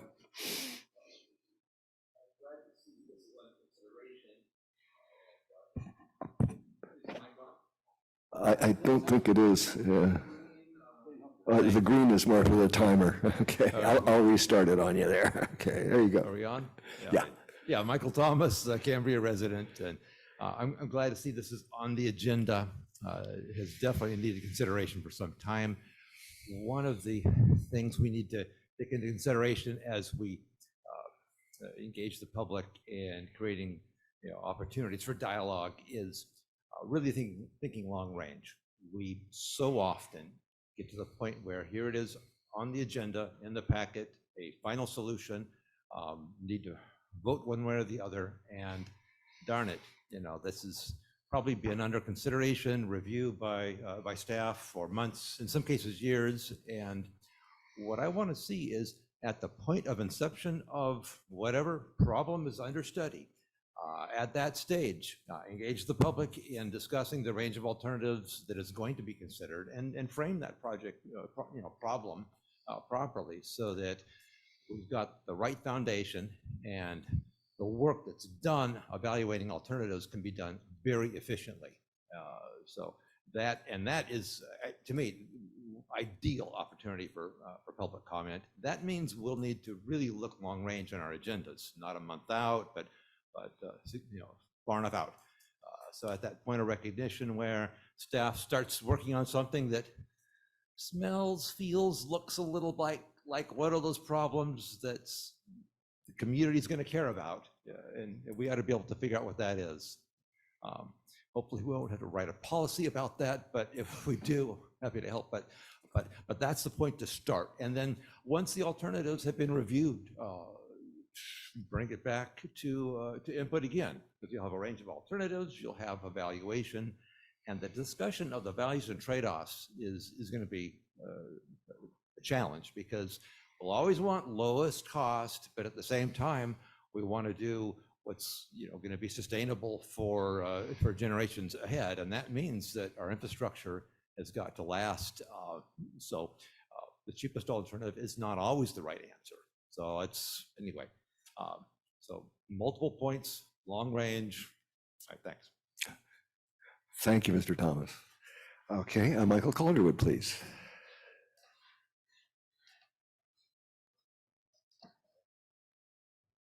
Good afternoon, Mr. President, board. Greetings. Staff. A couple of preamble rambles before I go. I'm sorry the new chief left. I just wanted to say publicly that I ran into retired Chief William Hollingsworth at Costco after wending my way through a million Cambrians at the front door. And William said unequivocally, Cambria is incredibly lucky to get Dr. Vincent as part of our family here. He said he's worked with him, he's studied with him, he's trained with him over the years, and couldn't say enough good things about him. So welcome to the chief, and good for us for having somebody of that quality. Second note, every time I hear Michael Thomas call, I immediately jump up because as a good Bronx Irish Catholic boy, my name is Michael Thomas Patrick. And my father's name is Michael Thomas Patrick, so if you see me twitch when you call Mr. Thomas's name, that's the reason for that. The third thing I want to acknowledge is the just incredible work that Haley Dotson does for the community. And for me in particular, I can be a pain in the neck, as you know, looking for data and information. And it's only cost me 3 coffee beans so far to get outstanding service from Haley. So Haley, thank you for that. To the topic at hand, I'd like to put something out to consider, and again, another preamble to this. As we've gone through our election cycle, as we've gone through the trash increase, as we've gone through the healthcare district issues, as we've gone through all of the rate increases, it became painfully clear to me over and over again how much of a huge disconnect there is in Cambria and the surrounding environments over the roles and responsibilities of the agencies that service this community. I would suggest that it would be beneficial before having any conversation about town halls or other outreaches is that this district, and aspirationally partnering with the other organizations that service us, including the healthcare district and the school board, and just come up with a document that says, this is who we are, this is what we're responsible for, this is what we do, these are the things we don't do, and then start your dialogue from there. I'd also like to see statements from every elected official, every director in particular, and a general community statement says, this is what we mean by the community. Because I hear people saying, the community to me is who voted for me. The community to me is who I hang out with. That is not the community. The community is much broader than that. And it's incumbent upon the people that we vote for, the people that we hire, to keep that in mind. I would like to see a statement from everyone on the board saying, this is how I define the community and this is how I act against that. As we move forward then, once that is established, there are a myriad of ways to reach out to the community and engage them, the defined community, through virtual town halls, through the electronic town square that we now find ourselves involved in, to physical meetings. Be happy to contribute any way I can to that conversation. Thank you. Thank you, Mr. Calderwood. We have any additional public comment out there in the room? Not seeing anybody. Okay, Haley, do we have anybody on Zoom? I do not. Okay, any written comment? No written comment. Okay, we're back to the board then. I don't know, this may or may not call for action, but let's have a little discussion anyway to kind of see where it goes. Let me see, I think Director Farmer, you were first. Oh, you're getting ready, okay. All right, I probably could do this off the top of my head, but considering what's happening with my head lately, I'm going to read what I wrote down a couple of hours ago. Many members of our community don't believe the public and their opinions are listened to and considered. Having town hall meetings will not resolve this problem. Respecting and acknowledging what the residents of Cambria have to offer, and when possible, utilizing what they recommend will help the board gain the respect of the folks that voted for them. And that's my statement on town hall meetings. Thank you, Director Farmer. Anybody else? All right. Oh, Director Grace, for some reason I didn't see your light. That's okay. I thank you, President Howell.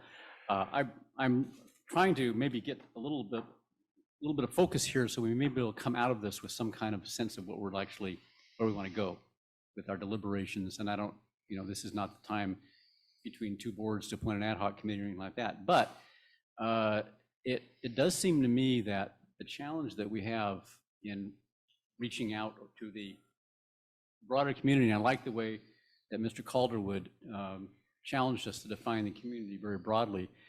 CCSD, and it includes the standing committees, has a fairly small group of very active observers and citizen participants, if we want to call it, that, obviously are very communicate a great deal and get involved a great deal with what we do.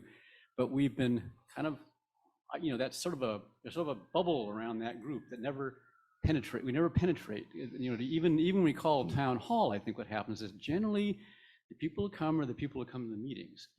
And I think the challenge is that reaching out to people who are not activated, as it were, to be interested in the CCSD to the point of coming here is the big challenge.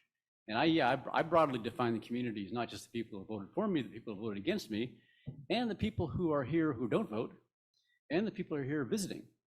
Everybody who is in our community, is in our jurisdiction at any given time, is our community. And so I agree that that's a challenge to reach out to people who have a stake in Cambria in some fashion, but either don't care to, don't want to, or don't even know how to talk to us. And it's beyond town halls, in other words. So I don't know if that gives you direction or just gives you more of a sense that it's a very difficult challenge. Oh, thank you, Director Gray. Director Stidel. You go ahead. I think you're were first, but I think it was a tie, but okay. Okay, Vice President Dean. We have some opportunities to get information out to the public in the form of by twice a month articles in the Cambria CA, what it is that we've been working on, what it is we're going to be working on, and let people know that we want to hear what they have to say. That's a free option, and a lot more people look at that than look at our website, but that will give them information on how to look at our website and find more information. I also think that it would be very helpful if we periodically put out a newsletter in our utility bills, giving similar information. We used to have a public information officer who kept the public informed on what is going on, but we can serve the same purpose with putting some kind of a newsletter in with the water bill, and that way it would reach people who are not on social media and give them the email address to get the emails notifying them of meetings and things. We also need to be more proactive in getting the standing committee meetings noticed.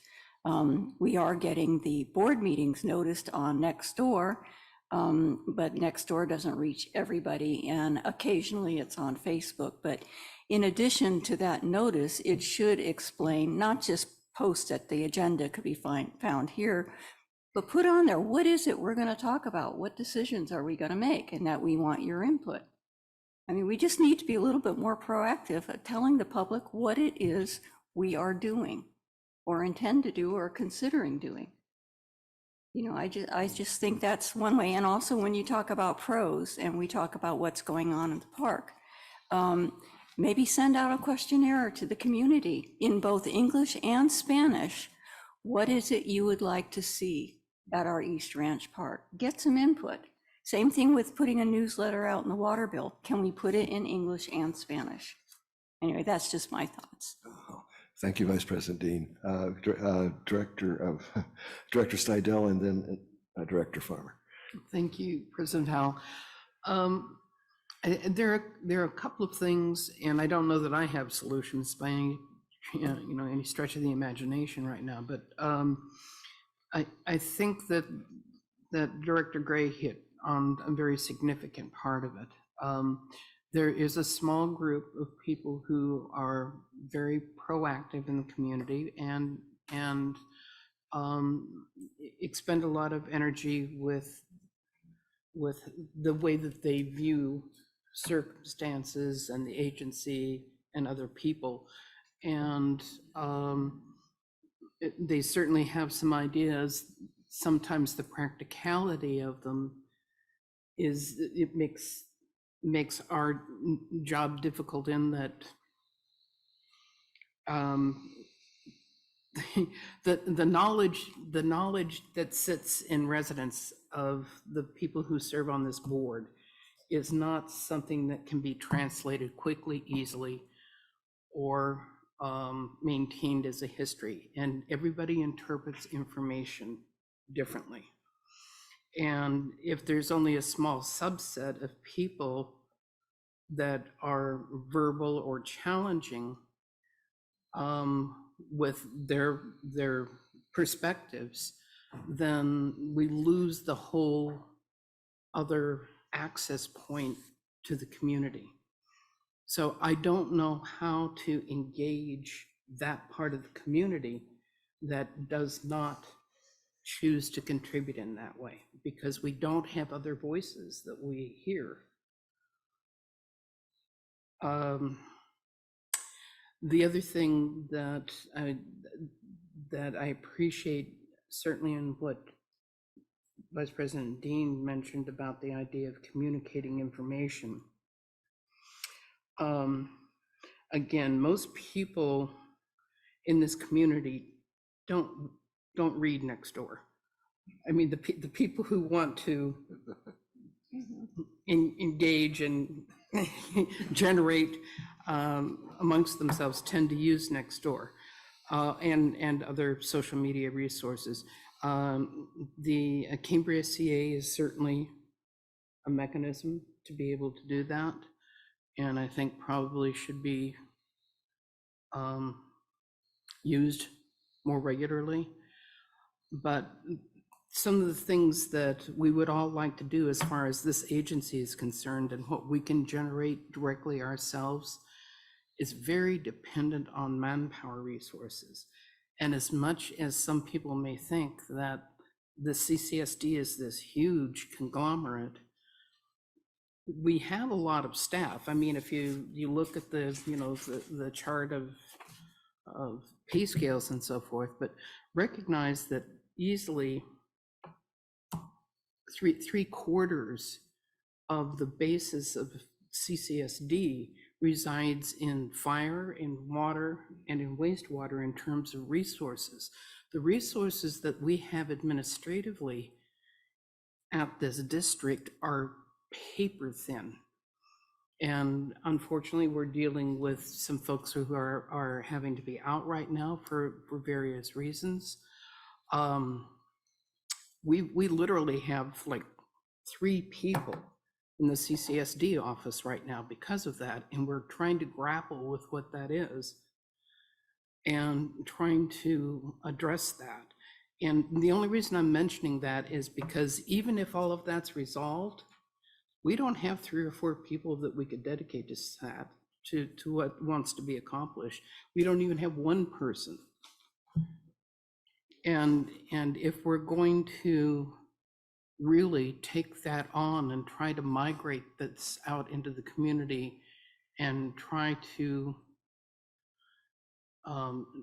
get a broader base of voices coming to us, I think number one, we've got to figure out how to contact people outside of those that we normally see, because we get plenty of feedback from them, granted, but the rest of the community is sitting out there. We've got thousands of people beyond what we hear.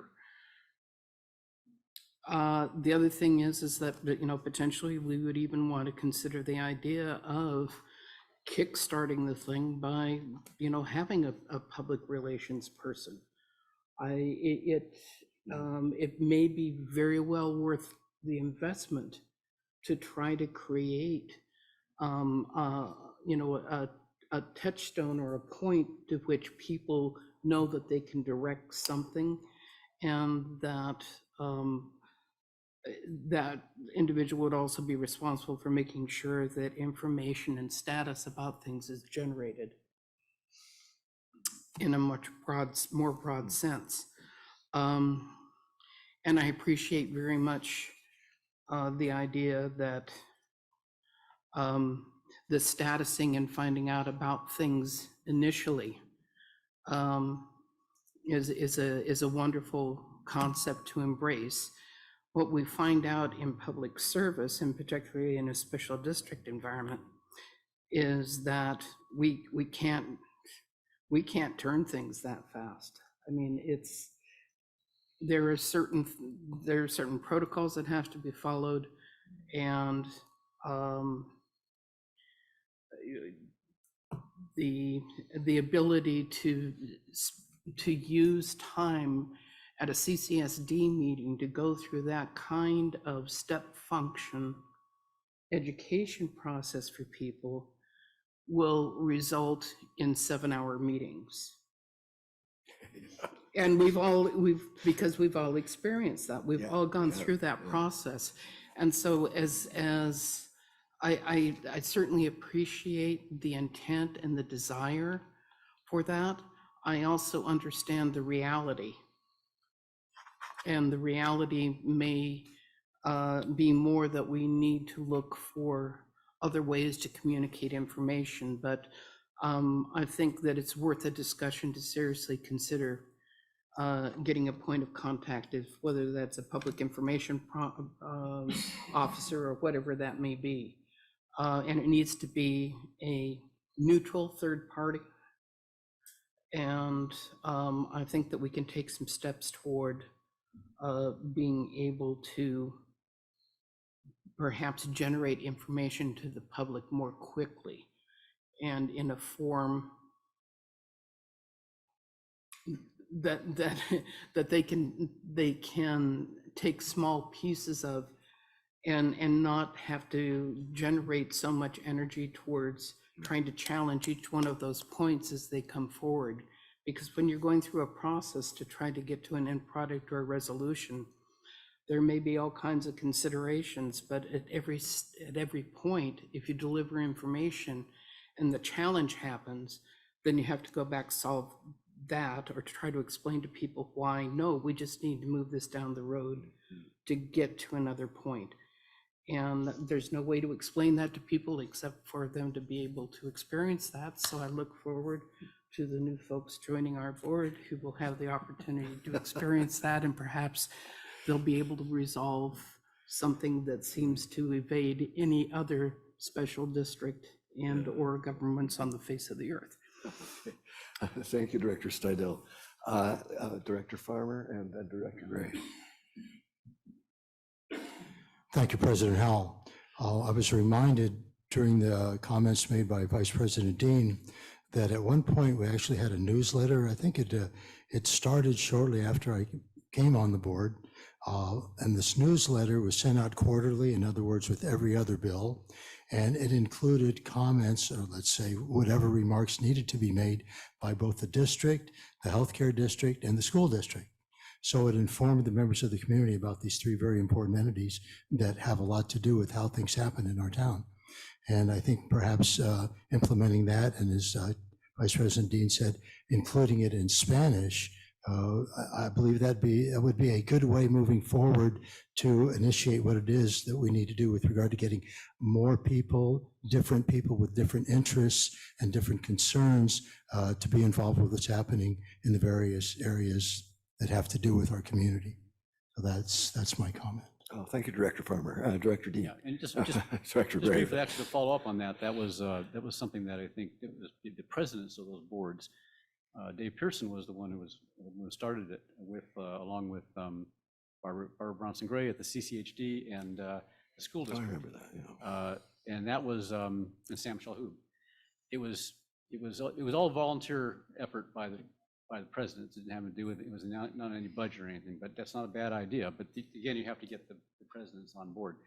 I think the most just to round this out, I think the most constructive thread here in this discussion has to do with the idea of getting the word out to the widest group possible about what's going on. I do agree with Vice President Dean that the putting something in the bills is probably the least complicated logistically.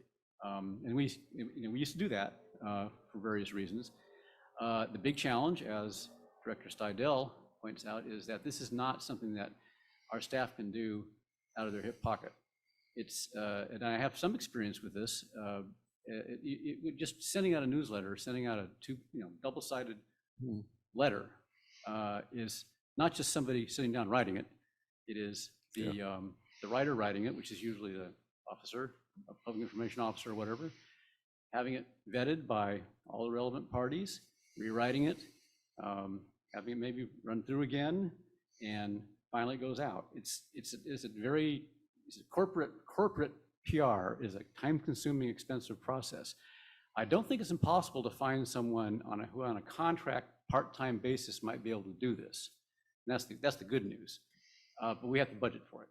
And it has to be something taken out of something else. It's not going to come out of what the staff we have now. That's the caution. It's possible, but it's not free.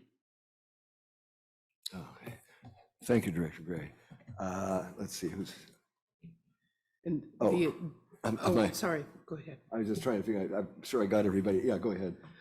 And the other caveat to what Director Gray had just described is any monies that would have to be represented to that come from the general fund. So you're back to the general fund and the idea of firefighters and the desire to do things relative to the headcount of the firefighters. You're talking about the East Ranch. You're talking about the skate park. You're talking about all of the things that are so specific to the community. And we're continually in that position with our general fund, because the only thing that funds the general fund, except for a very small piece from the garbage, right, is the ad valorem taxes, which are property taxes, which go to the county, and then the county brings back a portion of that to us. And that isn't going to change. We can't grow that revenue. The only thing that grows that revenue is that, if houses sell and their prices go up and the taxes they have to pay on them increase it. And that's about it for us. Oh, thank you, Director Steidel. Okay, if everyone else has had their say, I'll speak for a little bit. And I think then probably, I don't know that there's really any action to take here. What we're really, since we have probably the new board sitting in the room, this is really more advice to those going forward, I think, at least from two of us. But, and so I just wanted to share a couple of things. I wanted to point out how that one very successful public information campaign that we did do this year, this year, was the series of Cambria CA articles that were written by our two directors here. I kind of kept them going, but they did the hard work for free. And you can tell the effect of that, because that protest has the smallest number of protests of any that we've had. So what I learned from that is that if you have board members who like to write, as long as there's, if you have some kind of overall framework, then it might be a good idea to try to have some little thing in the Cambria CA. Even I envision perhaps even like having Mr. Dienzo produce, this is what's happening in the utilities, with pictures and stuff. So that's one thing. So getting information out. We know that it can be done, but it's hard. It takes a lot of effort. We know that. But we don't want to you don't want to give up just because it's hard. No. Yeah. But in addition to that, so I just wanted to bring that forward, and it was highly successful. I'll propose a couple of things, and I just wanted to bring forward some of the other ideas. But in terms of our current outreach, I think we do need to, don't forget your standing committees. They're very important. You've got, including pros, that's 20 people, plus their relatives and friends who can then communicate to the board. And as important, information can also be communicated to those people because they're intimately involved in the decision-making. So don't forget that, because that's a very important source of public engagement. In fact, probably, I think Director Farmer made the point that town meetings are not necessarily very useful if people begin to feel that they are not being heard, or that they're being heard but not being paid attention to. And you can get a situation, and this kind of came home to me during our the 218 issue for the solid waste collection, which is that by the time it got to the public, there was nothing they could say could change what we were really already, the decision had in fact been made, not by us. Not by us. But it had been made. And so to go to the public, letting them think that they can come here and go to all that trouble and that they're going to have some effect on what we decide. Actually, I'm exaggerating a little bit because the board did react and did form an ad hoc to look at ways to assist. But that was the limit of what we could do. So, and I think Mr. Thomas brought this up very clearly. I think that the new board, this is how I'm talking to the new board now, is that the sooner that you can get things out there that give the people a chance to weigh in when it can make a difference, then I think you've got a really good thing going. But that's a tricky thing, and it's a particular challenge for the management and the staff because timing is the whole thing. And what it means is that some of these issues need to be brought forward way before they actually are totally solidified, because at some point it's no longer possible to make the change. And actually, I think the board does itself some harm by inviting input where input isn't going to make a difference. This is like the sham family council that I used to, as a kid, my mom and dad and my two siblings, and we'd have this council as though we could actually make a difference. Yeah, it was fun, but my point being, and I'm sure you've all experienced this, where you've been led to feel that your opinion is important, but in the fact, even though it may be important, unfortunately, there's nothing we can do about it. So I think that is probably the single most, is watching the timing, which makes a huge challenge for staff, by the way. So it's not making their job any easier, but my message to staff is that this is a public thing, and the public's business has a certain rhythm as it moves forward. And these public engagement efforts are not a luxury. They should not be regarded as an obstacle. The fact that staff has to bring something to the R&I committee prior to a plan going forward means that it throws, you could look at it as a obstacle, because it is an obstacle. It is an obstacle to moving fast and moving decisively. But you cannot be, I urge you to, as you go forward, don't be seduced by that.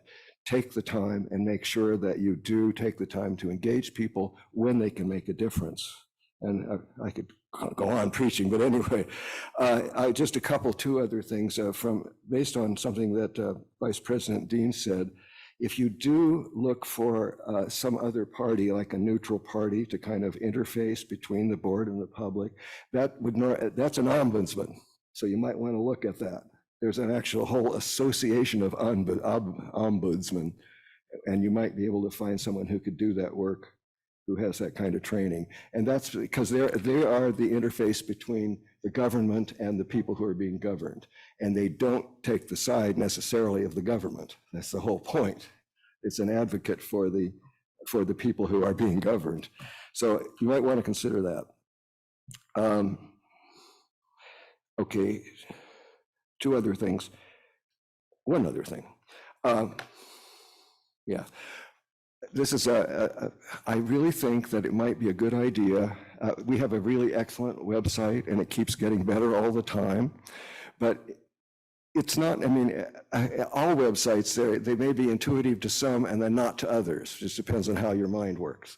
So I think it might be well at some board meeting when you have a good, when it's at least going to be televised or something, so people can actually see it, to actually prepare, say, a 10-minute or 5-minute demonstration of the website, showing the paths that you can go to and where you can find the information.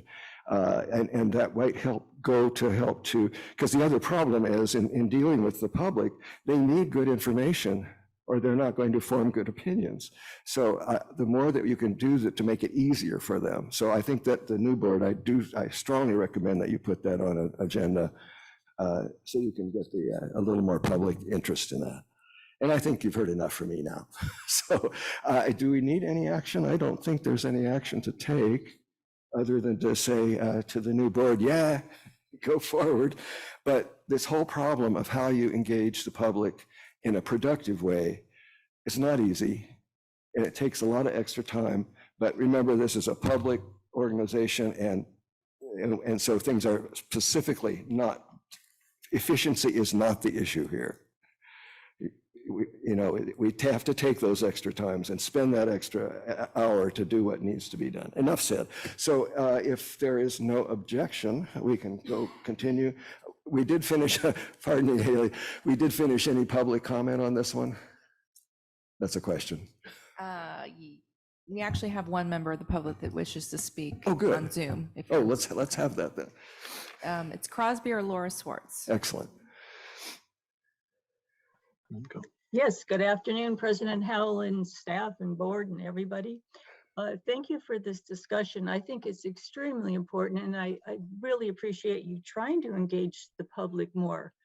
I mean, we're part of the group that is slightly verbal, but the thing is, we take hours and hours looking at all of the different issues that are out there. It's not that we're not informed. We take, let me tell you, we make a lot of effort to do this.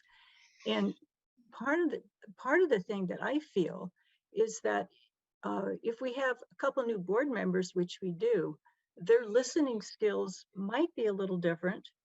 And we look forward to that, because I think more people would get involved if they could see that if you said something, it would be listened to, or at least considered a little bit more realistically. I like Mr. Thomas's request that things are brought to the public sooner before our opinions don't really count or can't make a difference. So that's my thing. I look forward to the new board members maybe listening a little bit more closely. We intend to stay informed, and I would love to have more public with ideas. I mean, that would be a wonderful thing, to have more people to engage in this process. So thank you for doing that, and congratulations to the two new board members. Thank you. Do we have any more? We have no more public comment. Okay, thank you, Haley. So I think we can then go ahead and move forward without objection. Yes, okay. So this is going to be item 6C, is that right? Yes. And this is to discuss and consider the ad hoc committee assignments. Oh, yeah, hang on a minute while we. Woo. Oh, are we there? No, we're still not quite. Hello. Have we got it? No.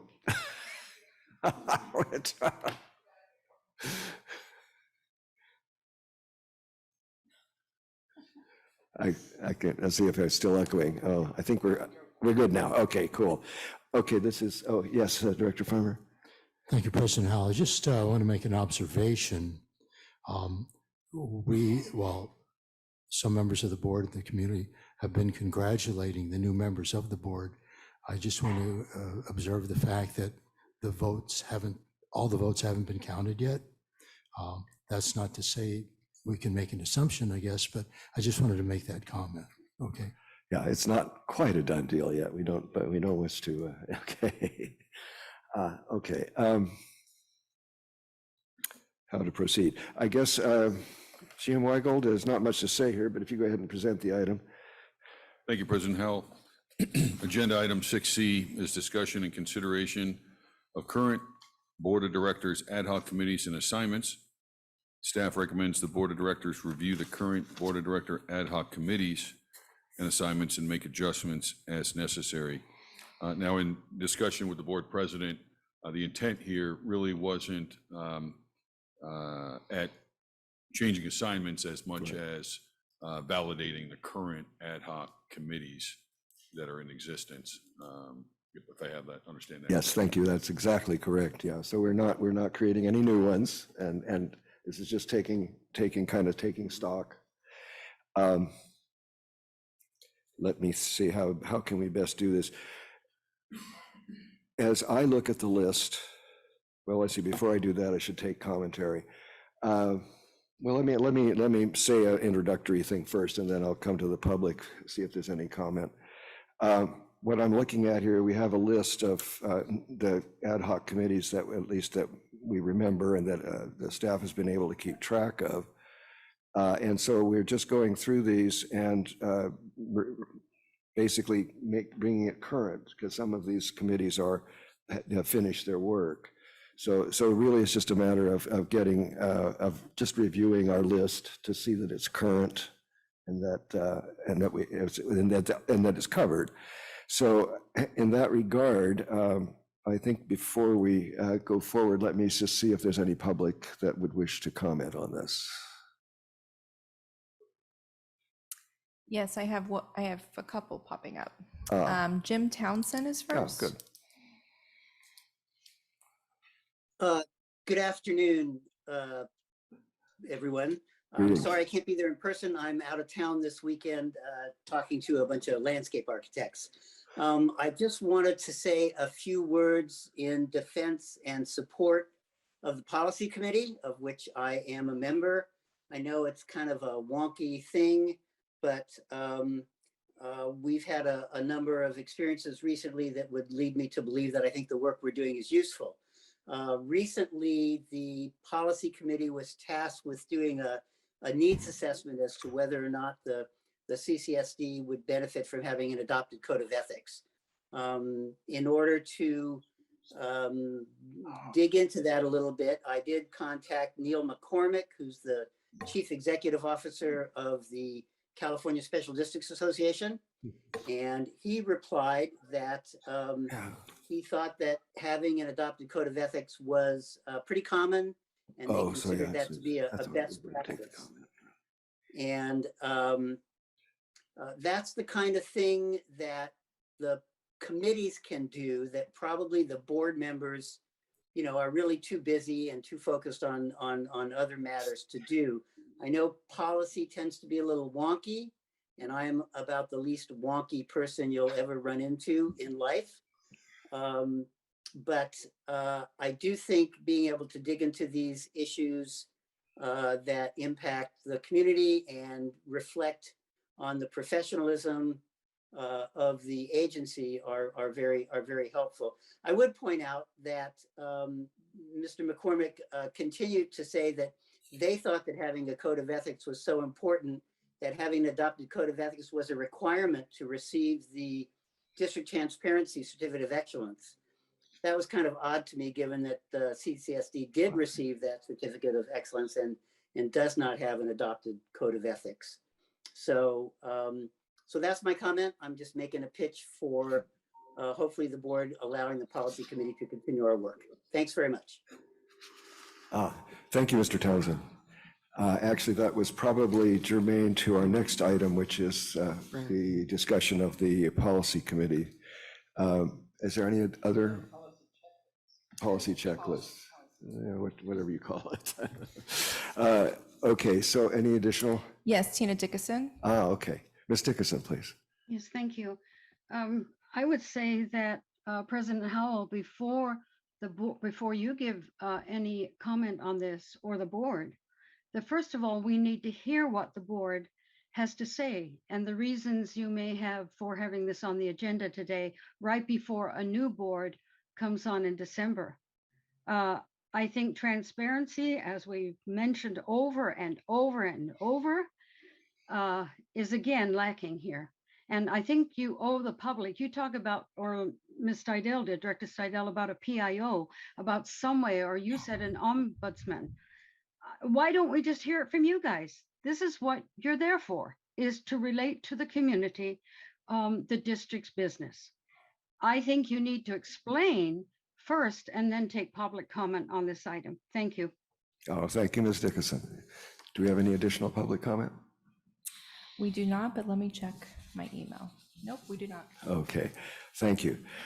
So moving forward on this, it's a little hard for me. I think the main issue is you have the list in front of you of the committee assignments. So I think the question is, which of these are no longer functional There's actually two questions probably, which are no longer functional, and of the ones that remain, some of those will have people who will not be, if you want the committee to go forward, but the members will not be going forward. So we might want to, but I think all this board needs to do is decide what's finished, and they can come off the list.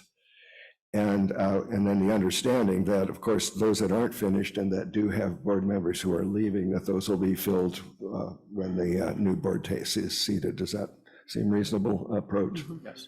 Okay. So having said that, I think we'll just, maybe if I just start with each one and we say, okay.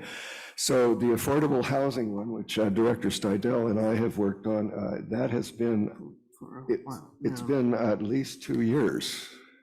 So I'm not sure that that's. I would suggest actually that it be retired. Okay. And the reason that I phrase it in that way is that we were very active initially, and there were some things that were brought forward, and we had some recommendations, we had some processes that were being considered, but as it is with certain things, it was overcome by events, and the events that are overcoming it have to do with the condition that is trying to be addressed at the county level and even above and beyond that. So there really isn't anything, I don't think there's anything tangible that we can contribute to it at this point. It's more of a top-down process that's going to have to come forward to outline some conditions and circumstances, and then determine whether we as a special district, with the other limitations that we have by agencies like the Coastal Commission, can even respond to those things. And the county is usually sensitive to that, and oftentimes even by the things that they pass, they may provide exception for Cambria because of those circumstances. So I don't know that there's anything active that can be pursued right now. Okay, I think what I can do, instead of taking a vote on each thing, I'll just say, is there an objection to eliminating this committee? Okay, let's cross that one off the list. Moving on to the board strategic focus and plan. That one, I believe, is finished, is it not? I guess it's you guys. That would be my position. I mean, we brought forward our findings and had made recommendation for them. So without objection, we'll delete that. Now, feel free to object if you need to. You know, don't let me railroad this across you. Okay, so the board strategic focus and plan, that's finished. Now the CDP for the WRF. Well, it's going to be, you two again. Well, obviously, it's something that I need to be taken from, and I leave it to Vice President Dean as to the additional action she may think to take, and whether eventually another director should be assigned to that ad hoc with her. Okay. I agree, it should continue, and until we do have the CDP and it's determined what we're going to do in the operation of the WRF. So I would say that continued, and we assign someone to replace Director Stidel once she's off the board. Excellent. Okay, so CDP/WRF will be kept, and we know that we'll have to get a new committee member or new member on that one. Forest management alternatives. Where are we? Is this what's up here? I don't know which one of us speaks first. I think there's a reason to keep it, since Dr. Farmer and I are going to be here, and that it's not meeting very regularly now, but there's a process that we've been very helpful, I think, in getting going to, expand the reach of the, especially called the CalVTP, the Vegetation Treatment Plant Program, throughout this area, working with Fire Safe Focus Group, especially in CAL FIRE, but especially the Upper Salinas Las Tablas Resource Conservation District is kind of a lead agency. And so I think it's something that's worth keeping track of. Because it is moving forward, and we're at the table there. And obviously, we're at the table very much with, say, Fiscal Union Ranch, which is this is due for some grant for forest management in the next year or two as this process goes. So I would keep it. Mr. Farmer. Director Farmer, how about you feel? Yeah, well, I just want to say that, initially when we got involved, much of the focus was taking place with regard to the Covell Ranch. And now our interests have expanded, as Director Gray has said, with regard to the Fiscalini Ranch and also Rancho Marino. So, like I said, where our energies are going, and the fact that each one of these projects that are or will be taking place are taking a different approach to forest management. So in that sense right there, we definitely need to keep moving forward. I'd like to step back, by the way, if you don't mind. I put my light on. I understand that it wasn't seen with regard to it's no problem. With regard to affordable housing, obviously there isn't much that the district can do with regard to affordable housing, but having, let's say, being right at the edge of how important the affordable housing and the lack of affordable housing is affecting people in this community, I feel like we should continue having some type of committee just to kind of stay on top of what is and isn't happening in our community, so we can make the board and the folks out there that attend these meetings and the members of the public what is going on in our community with regard to affordable housing. And that's my take on that. So you or the lack thereof. Okay. Obviously, that means more work for two board members. But like I say, it's a very sensitive item all over the country. And I just feel like it's something that perhaps we can at least be more in tune with. Yeah. Okay, yeah. I would suggest, since both members of the committee are leaving, maybe we'll leave it up to the president of the next board to decide who to name, what to do. Maybe just leave the option open. But leave the committee, but leave it there, but without any members. Right, it's sort of a okay, we can do. placeholder. Okay, without objection? Okay, without objection, we'll do that. President Howell? Check with Director Farber, because he didn't object the first time. Where is that coming from? It's coming from the screen. It's there it is. Council. I just wanted to remind the board that an ad hoc committee under the Brown Act has two requirements: limited duration and a defined task. So if you're going to continue to have an affordable housing ad hoc, it needs to have a defined task. All these committees do. Well, let's see. What do we do? Let's see. My suggestion would be to have the new board decide whether there's going to be an ad hoc committee. Maybe discontinue this one. Okay, kill that one, but keep the topic. But keep the Bring the topic. topic back for a possible new. Okay. And have a specific objective to it. Okay, so so we'll go ahead and eliminate it for now. Right. But new board. Yeah. Okay. Is that all right, Director Farmer? You feel comfortable with that? Yes, I do. Okay. Okay. So without objection, then we'll keep it in that framework. Okay. So without objection, we're keeping this CDP/WRF. You just mentioned it, so we're good. Okay.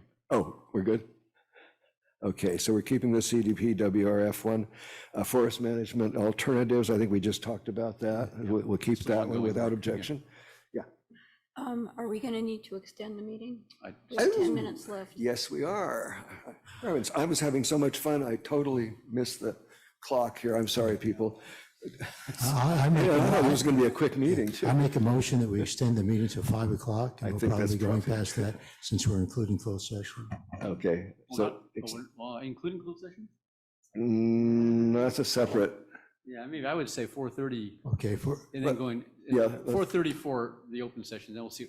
Let's try. We haven't even gotten the board reports. The committee- You know, we haven't gotten, yeah, we really. Committee, well, of course, any committee should have had a report established and put in as part of the package, so that I would guess is not an issue.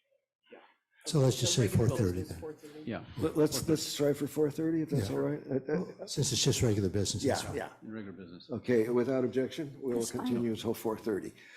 Okay, we're now, and so we passed through forest management alternatives, which were, okay. Low income discounts. That's still ongoing? I don't think But we so. haven't had a discussion on that in quite a while. Yeah. I think in the general topic of low-income discounts is kind of broad for, I think we're actually, Director, Vice President Dean and I are working on another kind of low-income discount. I would say, I would discontinue this particular committee because there's specific, Okay. more specific tasks being done by another ad hoc committee. That makes sense. Yeah. So without objection, we will discontinue that one. And I believe the district is still offering low-income discounts, right? Yes, yes. Yeah, that's true.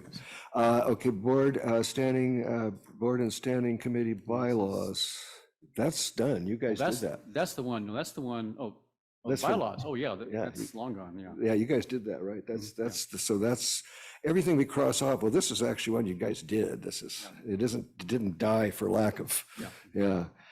Okay, the skate park committee, that's Directors Dean and Farmer. My feeling is that should be kept. Yeah, we just had a very productive meeting with Utilities Manager Excellent. D'Enzo and Pros Commissioner Steve Niffen. Excellent. And it went really well. Excellent, good, yeah. Okay, emergency evacuation routes. That's definitely ongoing. Ongoing, Yeah, so we'll keep it. And the task is not finished. Let's say Good, good, that's cool. We all like to know about that. Okay, underfunded, understaffed, and under-resourced services. I don't really remember how this is Directors Farmer and Gray. Yeah, okay, I think I can explain. you There's- guys there's a happy with that relationship one? between those two, the one after it too. This was the one that came out of the Finance Committee Oh, yeah. ad hoc committee report, and it was, I think as we discussed it and as it evolved, we narrowed it down to this particular issue of the Vets Hall and what to do about it. So I think we could close off, and Director Farmer can weigh in. We can close off this more broad committee and maintain the Veterans Hall, Memorial Hall Committee, which is definitely ongoing. Okay, is that agreeable? Okay, Yeah. so without objection, we'll we will discontinue the underfunded, understaffed, and under-resourced one, but we will retain the Veterans Memorial Hall one with Farmer and Gray at the present, okay? The board policy, that's actually Director Gray and myself, and I think we're Item 6D, done. isn't it? Hmm? It's item 6D. Yeah, That's our kinda. finished product, so I guess we could say it's We're done. I like that. All right. Oh, and this is ongoing. I think you guys are still working on this, a solid waste alleviation. We'll have a little bit to say about that, actually. Cool. Okay. Okay. Oh, well, in the committee report section. Yeah. Okay. Yeah. Okay. But Okay. A brief oral report. Cool. Okay. So right now, the ones that I've got, I have two more that I think weren't on the list, but right now, just to reiterate, the ones that we are wishing to keep to go forward are the CDP WRF one, the forest management alternatives, the board skate park, the emergency evacuation routes, and the solid waste, the Veterans Memorial, and the solid waste rate alleviation.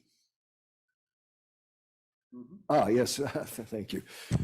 Yes, Jim Yes, Weigel. President Howell. So the board in the bylaws has a standing requirement to review the bylaws annually. So you may want to consider leaving that there to establish the new review committee rather than having a separate agenda item come December or January to reestablish it. Well, it would take a board action in either case, so I think it's better nice to check this one done knowing that it will come back, but it's like a totally new, whereas some of these others are actually ongoing. And the other thing we don't want to do is in any way restrict the actions of the new board, so we have to be careful about that. Okay, I have a couple, I think I have two more here. The Pocket Park sale to the Historical Society. That was Director Farmer and me. And since that's ongoing, I suspect that committee needs to be retained. Would you say, Director Farmer, that that's the case? Well, it's certainly much closer to conclusion, but I have a feeling, all things considered, it's probably this particular issue is going on for another couple of years, I'm afraid. So we should keep it. Okay, so that will be a Pocket Park sale to the Historical Society, presently Director Farmer and myself. But so that will, you need to you get a new member on that one, but that definitely gets kept. Okay, and the other one, the working group on the, it's really, there's an ad hoc, which is a member of the working group for the SST financing. Is that, did I say that right? I mean, that's Director Stidel and myself. Yes. And you took our recommendation to continue on to do record keeping of the disclosure statements when they're due, who is supposed to be doing them.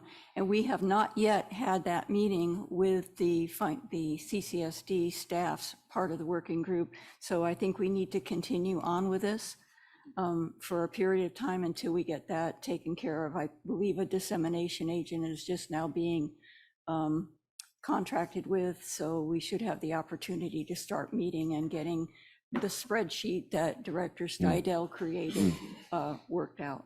good. So we keep it, knowing you're going to need to, you'll need one more board member, but also it's my understanding that Director Stidel will retain some contact as an expert on the subject. So are we all in there without objection? Are we good on that one? Okay.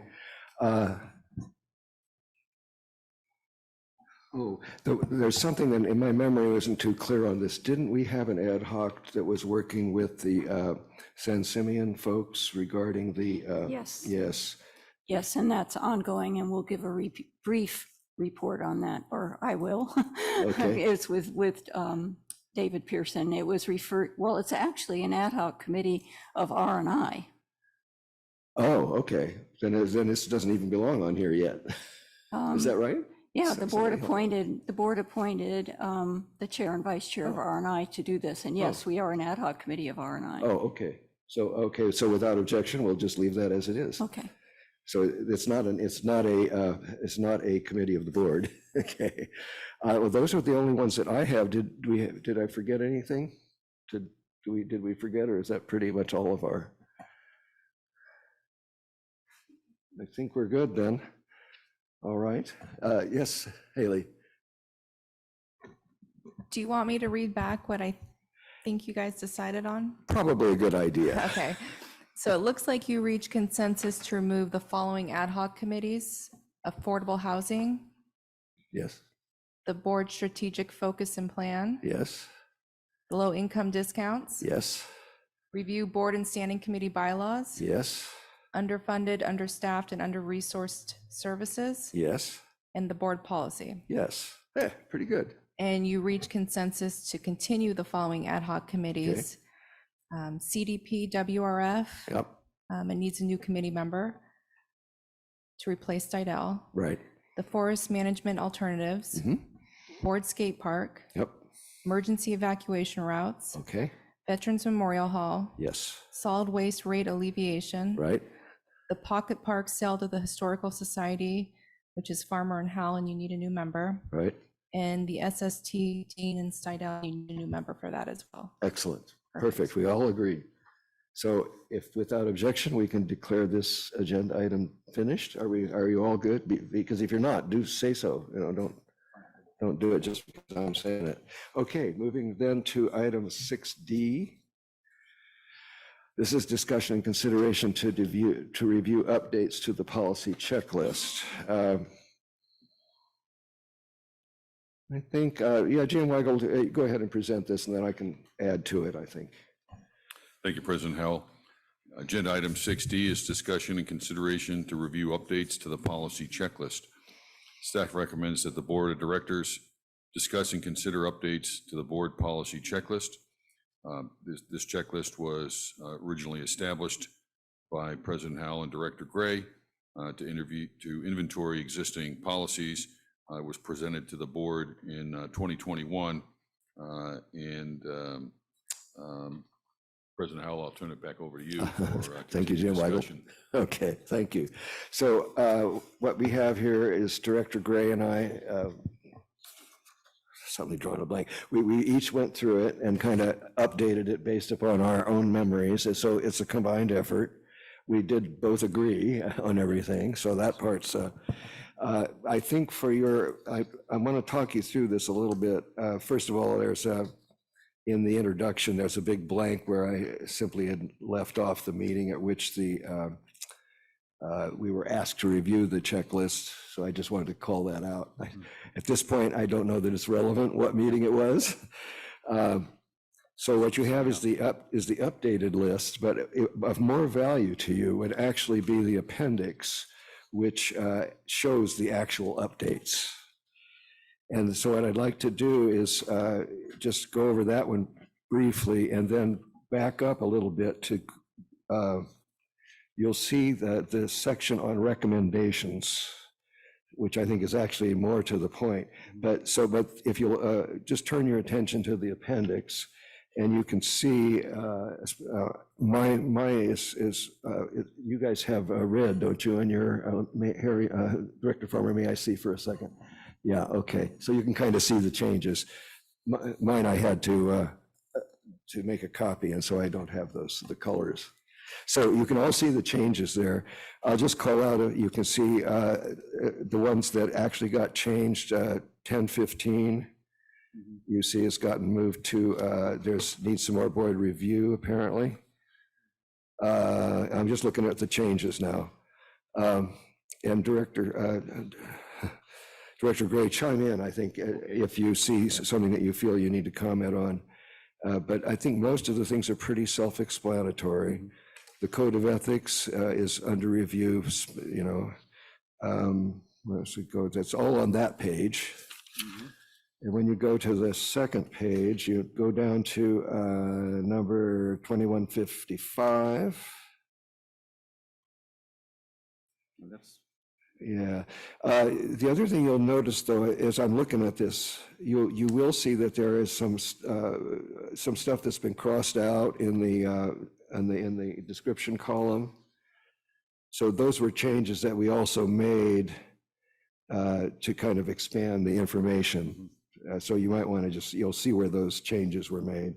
On 2155, that has been pushed to no action. Director Gray's comment, though, is germane. I think you may later on wish to come back to that. And then 2175 has been changed to also to no action. Because I think the policy was already adopted. There's nothing left to do on it. Then that's all the changes, specific changes on that page. And when you go to the next page, 2205, District Electronic Resources, and this is actually covered elsewhere, I think is what the thing is. So there is no action to take on 2205. And then moving down, if I'm going too fast, somebody else stop. Okay. 2415, again, is changed to no action taken. The reason being, social media use was in fact adopted on 9/16 of 2021. So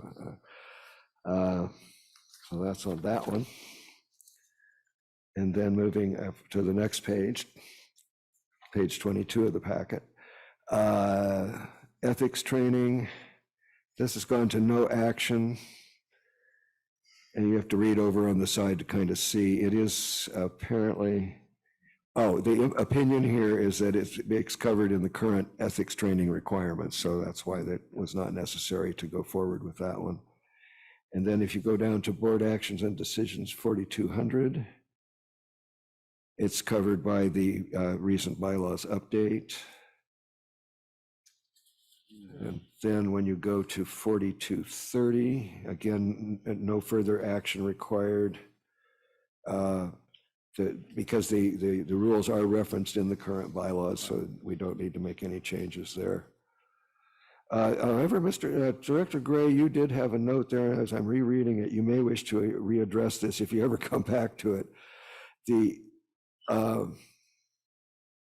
your clarification, maybe it's actually doing policies as to abstentions, roll call votes, and public's rights to record meeting.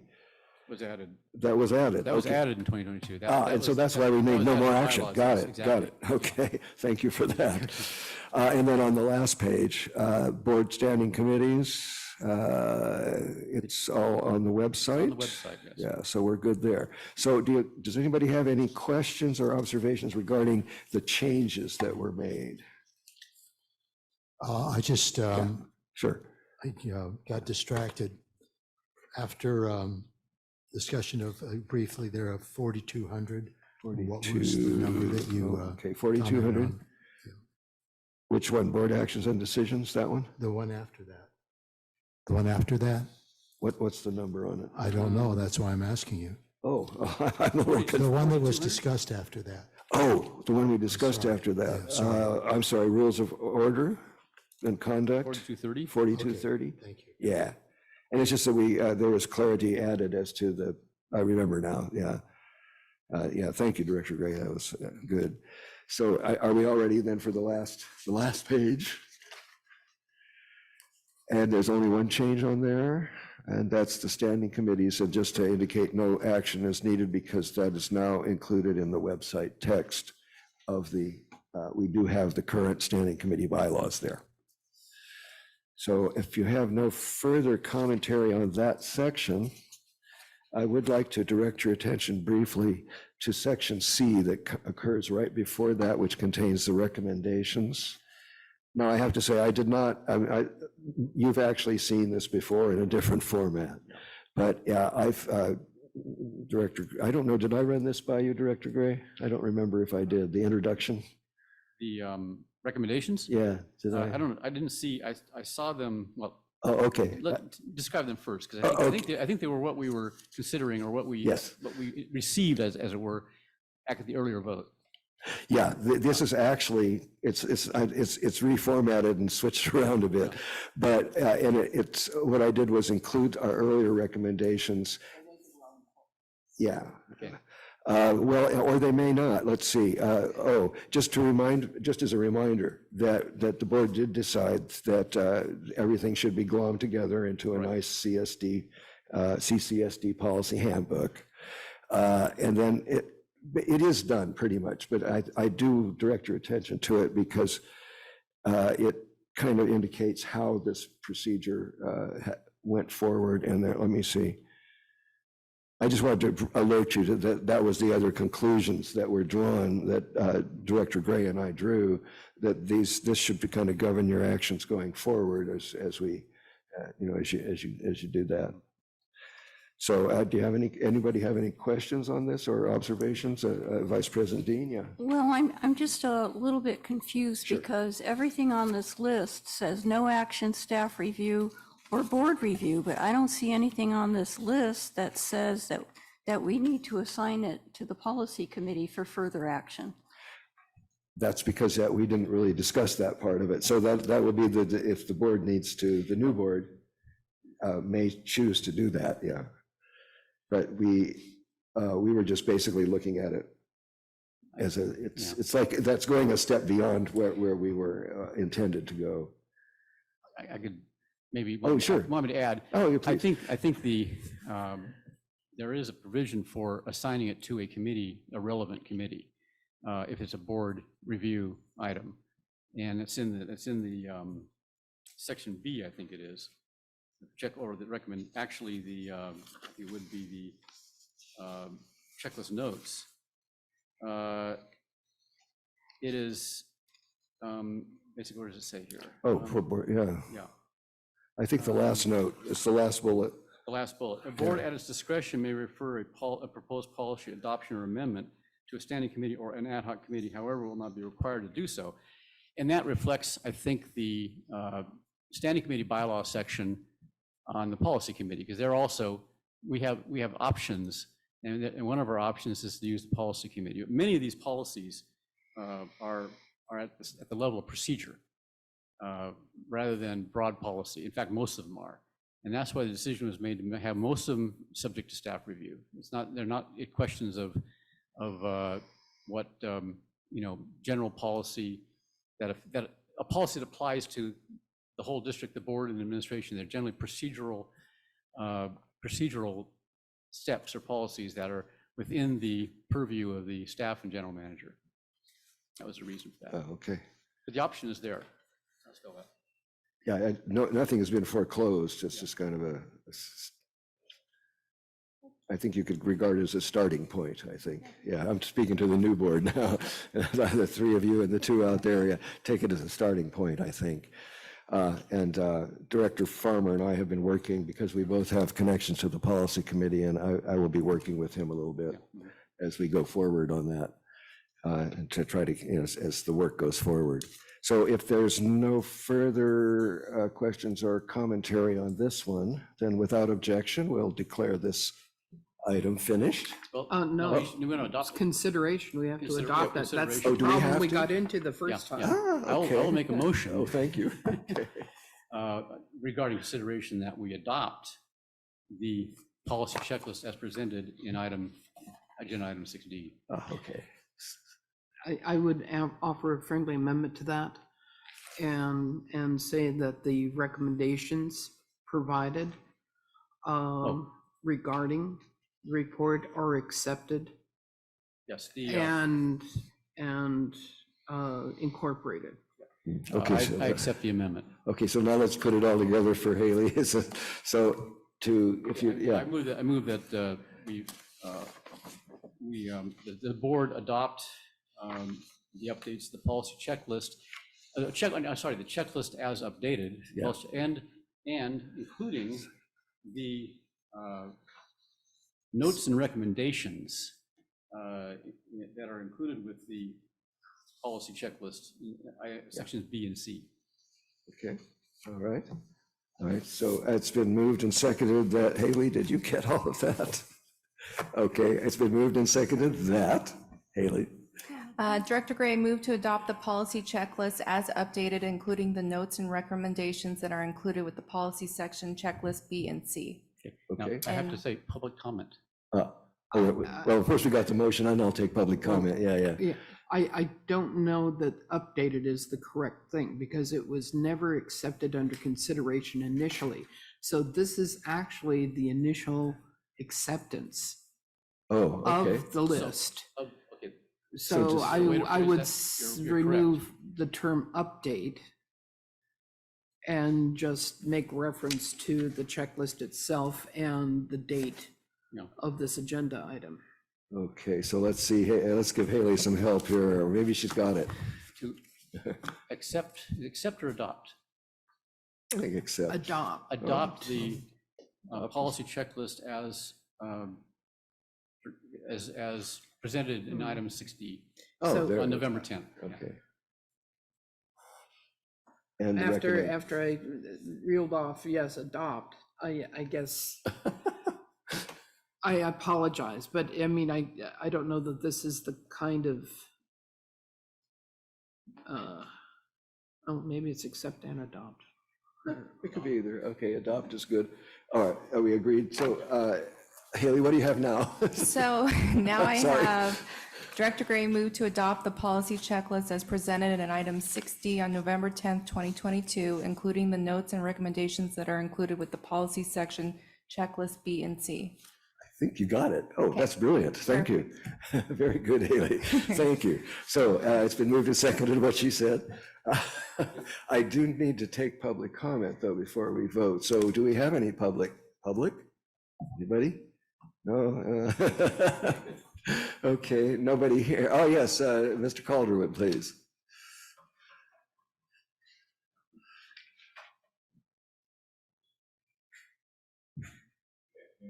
Oh, microphone. It's like I never did this for a living, right? Good afternoon. Yes, right. This is sort of an adjacent comment, and I hope it's not out of order. But as you were going through your policy checklist and the specifics of it, including bylaws and I forget, code of conduct and things like that, my observation is that there is a very significant gap in the enforcement of those things. And there have been very specific particular instances that have been brought to the attention of committee chairs and board president and board in general and legal counsel. And that sort of underscores and highlights the fact that it's great to have a policy, but if you can't or won't enforce it, why bother with it? So I would suggest that get reviewed in further discussions, and that any policy, any behavior, anything that is relevant to how these committees and the board in general conduct themselves be enforceable and managed strictly and as effectively as possible. So set the guidelines, do what you say you're going to do, and then we'll all be happy. Thank you. Thank you, Mr. Calderwood. Anybody else? Okay, do we have anybody out there in Zoom world? No, we do not. Okay, and then no written comment? No written comment. Then I believe we are done with this item, are we not? Vote. Oh, we have to vote. Oh, yes, it's been moved and seconded, whatever Haley said, that we accept. Haley, would Do you you want read me it? to Let's read be that? official. Yeah, Okay. This is the motion we're about to vote on. Go ahead. Okay. Director Gray moved to adopt the policy checklist as presented in item 6D on November 10th, 2022, including the notes and recommendations that are included with the policy section checklist B and C. And Director Stidel seconded the motion. Excellent. Thank you, Haley. You're So we are ready for the roll call. I'm sorry. Forgive me. Yes, please go ahead. It's not a problem. Thank you, President Howell. I just wanted to add with regard to the policy checklist that the policy committee is continuing to pursue incorporating a code of ethics policy for the district, and also that we will be soon bringing up for discussion a whistleblower policy, so that folks that, staff members that might feel a little bit uncomfortable as to how things are or aren't taking place at the district can speak their mind without any feeling of repercussion. So we're going to be considering that as well. Thank you. Okay, thank you, Director Farmer. Director Gray. Oh, no, I'm sorry. Okay. Then I believe we are. I'm just waiting for you. Oh, you looked like you were going to say something. Okay, I believe we're ready for the question then, yes. Okay. Director Gray? Aye. Director Stidel? Aye. Director Farmer? Aye. Vice President Dean? Aye. President Howell? Aye. 5-0, motion passes unanimously. And we are now at the end of that section of the agenda, and we are ready for the various reports. So let's see. Do we have any verbal? I mean, yeah. Please. I was going to suggest, because of the time and the fact that we still have closed session, that we have written reports in front of us, so perhaps to only entertain additional reports that would be verbal rather than what's represented in the documented reports. That seems reasonable if there is no objection to, so the written reports will just stand. Is that fair? Is that enough? And then, but we will, any verbal reports that are not written, we'll go ahead and take at this point. So without objection, we'll do that. So Finance Committee first. If there is. No, one. we did not. No, because our meetings had been the last committee. You're right. Sorry, I didn't mean to put you on the spot. I just think, just looking at my list. Okay, Policy Committee, we have a written report, so that's all right there. R&I believe, do we have any additional? We had a 15-minute meeting where we approved the minutes and where we were presented with a budget adjustment that was, our CIP adjustment that was needed due to some storm damage and a cost overrun that we approved and forwarded to the Finance Committee. Excellent. That was it. Well, good report. Okay. So that gets us down to the liaison reports and the ad hoc committee reports. I think all of the liaison reports are written, are they not? I believe that to be true. Director Farmer, I think you got all yours, right? That is correct. Yeah, and everybody else. Okay, so Director Gray and I are on ad hoc committees. I'll have him go ahead and do the one on wastewater, and then I'll do the one on the San Simeon thing. Okay. Okay, so our wastewater ad hoc, looking for relief, basically rate relief. Vice President Dean and I met with Jeff Claren at Mission Country just last week. So it was after the time when we could do a written report. And we discussed options for possibly reducing rates generally through changes in service, and more specifically for providing some kind of rate relief for people who are qualified for rate relief under, say, the sewage, the wastewater rates by their coverage by the PG&E Care program. There are about 145 customers apparently who qualify for that. The upshot of our conversation, which was very productive, I thought, was that it's very difficult to get much in the way of relief from costs through general changes such as having fewer trash pickups for certain categories, or having special inserts in 32-gallon cans where you can put a smaller bin in. All of them seem pretty impractical. The problem of, for instance, changing daily, weekly, say, pickup of blue cans to biweekly is that Mission Country has to always also services the commercial customers along with the residential customers, and it would be very difficult for the commercial customers to do that. So if they can't do it, can't really do it for residential customers. And there's a problem with just the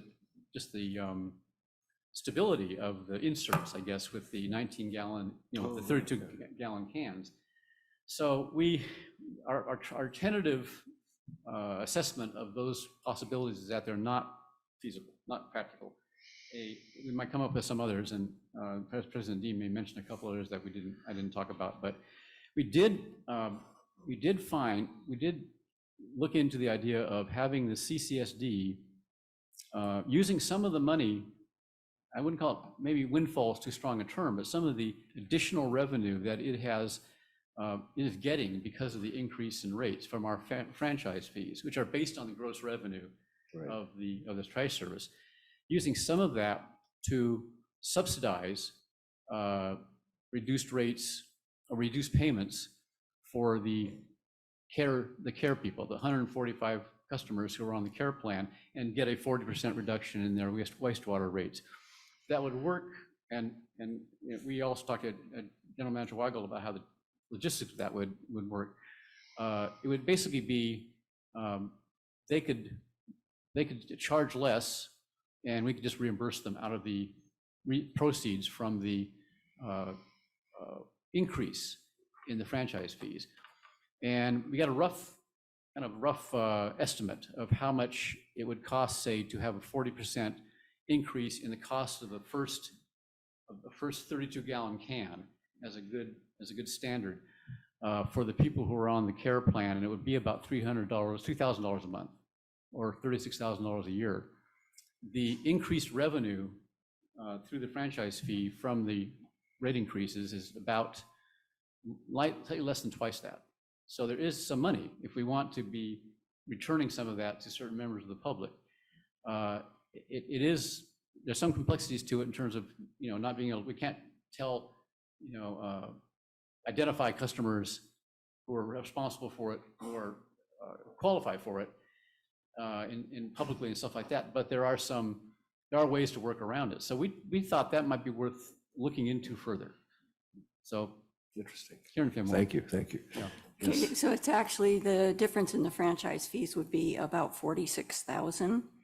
And one of the things that they suggested is if these people qualified, that they could, charge them, give them a discount only on the 32-gallon size. Even if they had a larger container, it would only be on the 32-gallon size, and they would deduct that discount from the franchise fees that they would pay the district, rather than it be like a rebate from the district.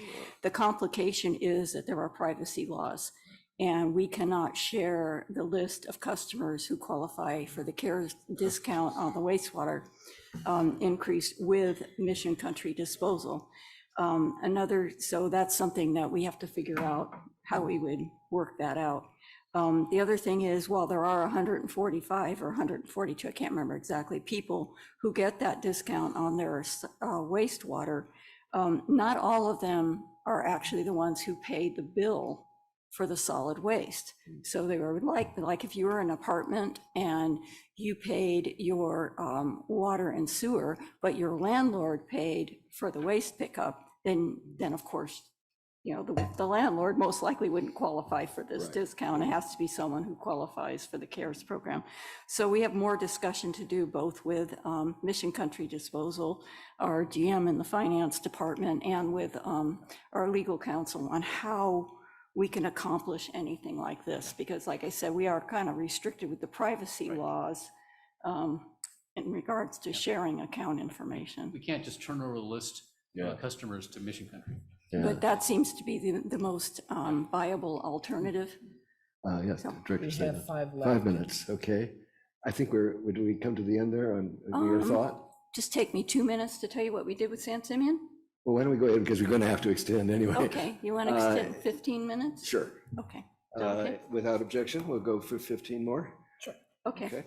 So Vice Chair David Pearson from R&I and myself were assigned to be the ad hoc committee to discuss the San Simeon's coastal hazard reduction plan. And we met with Gwen Kellis, the chair of the San Simeon CSD, along with Daniel De La Rosa, and they are the appointed ad hoc committee from San Simeon. And we reviewed the documents that they got from the Coastal Commission and their DUDEC, who is doing the research for them. And we talked about what their options were, what they are looking at for locations to relocate the wastewater treatment plant to, the possibility of doing a wetlands up there. And the problem is all of the locations that they can find that would fit a wastewater treatment plant are all in residential, areas, and the community is not going for it, and they do not have the space to do a wetlands type system there. And their other surrounding areas, such as state parks and Hearst, have all said no to anything. So they are looking at options that might involve us. And we do need some further information on what they are planning and what is possible. And of course, it's not direct, Vice Chair Pearson's and my decision on anything. So when we get more information, we will bring that back to the board. Excellent, excellent. And I see from our board secretary here that we have a Zoom person would like to talk, and I think it would be appropriate. Yes, Tina Dickinson. Okay. Thank you, Haley. Yes, so as I mentioned earlier, I believe a public comment on this item. One of the things I was puzzled about, because I went back to the October 11th R&I meeting where Chair Dean at that meeting said that a few meetings ago, we were approached by the San Simeon CSD, and that she spoke to President Howell, and the board president Howell referred it to the R&I committee. And then at that meeting, Chair Dean said she agreed to meet with the ad hoc committee at the San Simeon Community Services District. That was Gwen Kellis and De La Rosa. And she wanted somebody else to join her when she went for that meeting, and David Pearson volunteered. And so I guess that became kind of a loosely held ad hoc committee, but I didn't know that ad hoc committees could be generated within the standing committee. I thought it had to come from the board itself first to approve it, and to have a task that would be to go forward that was delineated and that it had a certain amount of time, as Mr. Carmel alluded to earlier. So I don't know how ongoing this will be, but as a we're considered a stakeholder, CCSD. So there are going to be 7 or 8 more meetings that the San Simeon CSD will be holding. So I don't know how Chair Dean is approaching that going forward, and David Pearson. that would be helpful. I would just say on the waste that you talked about earlier, if you really want to do something to help Cambrians, you could eliminate the 8% franchise fee. And now the Supreme Court of California has ruled on that in the Zolli versus City of Oakland case. And so eventually there could be a lawsuit against you guys for even having this franchise fee. Thank you. Thank you, Ms. Dickinson. Do we have any other folks? No, I do not. Okay, thank you, Haley. Anybody else, any more commentary? Well, I would just like to say that President Howell directed this item to go to the R&I committee for an ad hoc committee to be formed to communicate back and forth with the ad hoc committee for the CCSD, and that is what we are doing. Right. I think there's a terminology confusion here. An ad hoc committee can be formed from a standing committee, or it can be formed from the board. It's just a generic term, meaning a committee that's formed for a temporary purpose. And of course, with the membership subject to the Brown Act in terms of the number of people you can have. So it's certainly in order for that. Okay, I think, do we have any additional before we move on to a future agenda items? I've got like a 15-second elevator speech on the oh, I like that. On the Vets Hall committee, ad hoc committee. We'll be holding our first meeting, I think on Monday, the 21st. We have several people, we're bringing in several stakeholders of the Vets Hall, including the Legion, the Alliance for the Arts, the Chamber of Commerce, the Tourism Board, and there's like 8 of us. The 3, wow. And yeah, Steve Niffen is kind of the third member of the committee, as it were. And so we're going to have a meeting in here, actually, the dining room, to start talking about sharing ideas about how the Vets Hall may be made more, productive, interesting, attractive, or whatever. Just see what ideas people have, and that's what start of this, start of something that hopefully might get the Vets Hall into a real public-private partnership. Excellent. That's kind of exciting. I like that. Thank you. Do we have any other before we move on to the next item? Lions Club. Okay, cool. Well, thank you for that. I think that we're ready without objection to move to the last item, which is the future agenda items, before we then go to closed session. Do we have any future agenda items? I think we're busy enough as it is, perhaps. I think there will be plenty of stuff, I'm sure, for the new board as well. So I think we are then ready to adjourn to closed session, I believe. Yes. Well, you need public. Oh, yes, I have to take public comment on closed session. So we are now getting ready. So folks, yes, we're to accept public comment on our closed session agenda item, which is a public employee performance evaluation, and the person being evaluated is the general manager. So do we have any comment from anybody in the room? No, not seeing any. Okay, how about our friends out there in Zoom land? Yes, I do have Elizabeth Benhausen, and Christine Heinrichs also submitted a comment, and I see that she's attending, but her hand isn't raised yet. Oh, okay. So Elizabeth? Thank you very much, President Howell and Ms. Dodson. I have sent you this memo earlier and therefore will not read it all. But since 2019, I have written to you repeatedly regarding the performance of retired Rear Admiral John Weigold IV as CCSD General Manager. I included then the whole memo that I sent on the 17th of July in 2022 regarding an agenda item for that meeting. I will read to you only the final paragraph of that. Several meetings ago, I said then, I made a public comment asking for information on what exactly General Manager Weigold does. His reports to you each month list minimally what departments, supervisors, and managers with the staff have done. But what exactly does this general manager do? I have received no response from you. Mr. Weigold, I write now, understands the authority of the CCSD general manager and the oversight of the board of directors in ways that permit, indeed encourage him to use his personal preference as the main criterion for his decisions about the district. with it when his own interests are served, beginning with his understanding of the general manager's authority. He accepts and occupies the position of the general manager, even though he has had no experience whatsoever in the management of public utilities. He takes action without careful study of its financial effects for the district. See the memo I just cited, I sent to you. He takes action without regard to its effect on staff performance and reaction. In the memo just cited and other assignments of administrative staff over the years, Mr. Weigel believes that the staff are there to serve his interests first.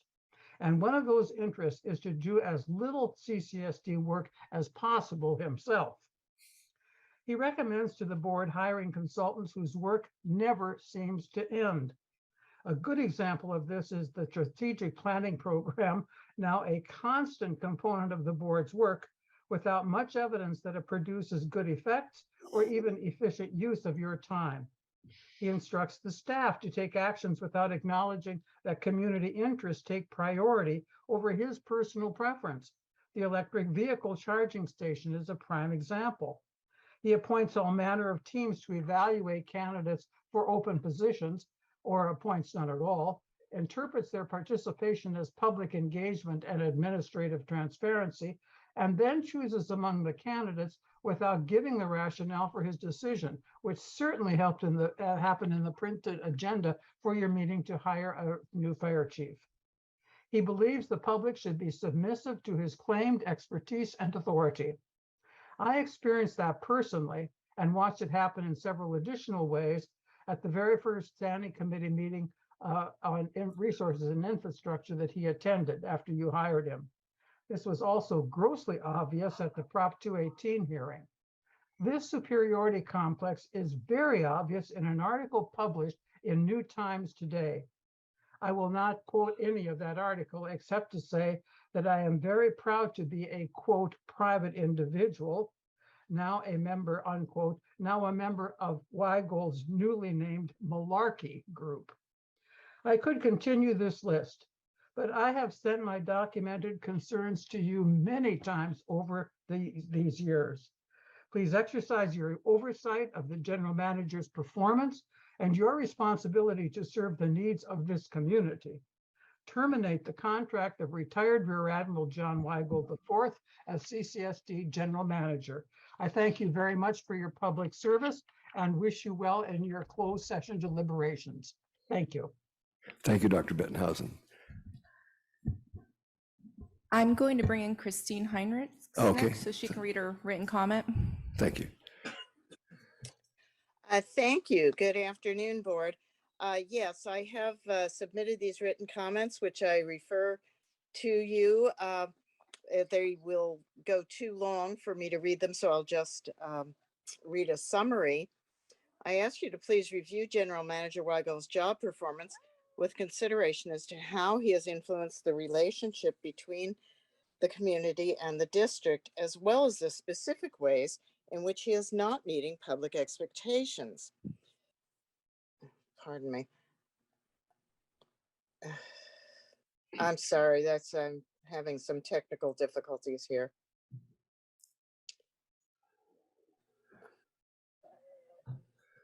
I apologize. His poor skills at managing public meetings were on display at the Prop 218 garbage rate increase meeting. He confirmed the public perception that the district is unresponsive to public concerns and the board is uncaring. Last month's hiring of a fire chief was poorly handled. He presented the board with little background information about this candidate, and the board failed to press him for more despite legal opinion that reviewing this person's job performance was within their purview. Again, the board failed to press for more information for themselves or the public, and that is on you. However, it's Mr. Weigel who arranged this short circuit appointment. We've spent time this afternoon on the electric vehicle charging station. It's a snafu he orchestrated. When the patrons complained about the removal of two accessible parking spaces, he denied responsibility. As the general manager, He is responsible for the staff, and his denial reveals that he is not adequately supervising projects. It's also unbecoming to attempt to blame lower level staff members. The buck stops with him. In October, Utilities Manager Dienzo, who reports to Mr. Weigold, told the board that despite promises that the coastal development permit application for the EWS SWF WRF would be completed by the end of the year, it will not be done. Mr. Weigold owes the public an explanation for why this permit application is still not complete. And in the New Times article, as Ms. Dickinson pointed out, those of us who are regular commenters spend substantial time researching our comments, and our comments, our criticisms of this process are supported by the county. So to characterize them as malarkey is another way in which, if you have questions why the public is not participating, it's because they are confident that they will receive that kind of treatment, and it is unbecoming and it's not helping you. Mr. Weigold failed to pursue alternative financing for the PG&E Sustainable Solutions Turnkey Program. Pardon me, Ms. Heinrichs, your 3 minutes could you go ahead and come to a close, please? Sure. Thank you. There are more criticisms, examples of problems in my written comments, and I hope you will take these under advisement and either counsel Mr. Weigold to make major changes to improve his performance, or suggest that he move on at this time. Thank you. Thank you, Ms. Heinrichs. Do we have any written comment? We actually have one more member of the public Oh, that wishes to speak on oops. Zoom, and then I do have written comments. to Thank read. you. Tina Dickinson. Thank you. From page 2 of Mr. Weigold's employment agreement, I'm going to read part of it. This is under number 3, devotion to district business and hours of work. The GM, and I'm going to abbreviate here, the GM position is considered a full-time position. Therefore, except as otherwise provided herein, employees shall not engage in any outside business, educational, professional, charitable, or other activities, whether for compensation or otherwise, that would conflict or materially interfere with the performance of the general manager's duties without written prior approval by the board of directors. As a full-time position, employees' work schedule shall generally be consistent with the normal business hours adopted by the CCSD and those necessary to fulfill the obligations of the general manager, including being available to attend all necessary meetings during evenings and weekends. And it goes on. I'm going to say that for a fact, I know that Mr. Weigold has missed much of his regular work week since he was employed in the fall when he taught at Yale, and that was within the contract to go back to Yale. But it was not in the contract because that was to terminate December 31st, 2019. The public was never informed in 2021 that Mr. Weigold took up that position flying back to Connecticut again. So in addition to that, I'm troubled by the fact that the district office has been closed only recently when there was a Prop 218 in the spring for water and wastewater increases, and it was with the pressure of the public that it was open from 1 to 3, Monday through Thursday and every other Friday. The EV station debacle was created by Mr. Weigold. The controversy that occurred over that, the irresponsible vets hall issue on the Prop 218 that we recently saw, and how he handled it or mishandled it.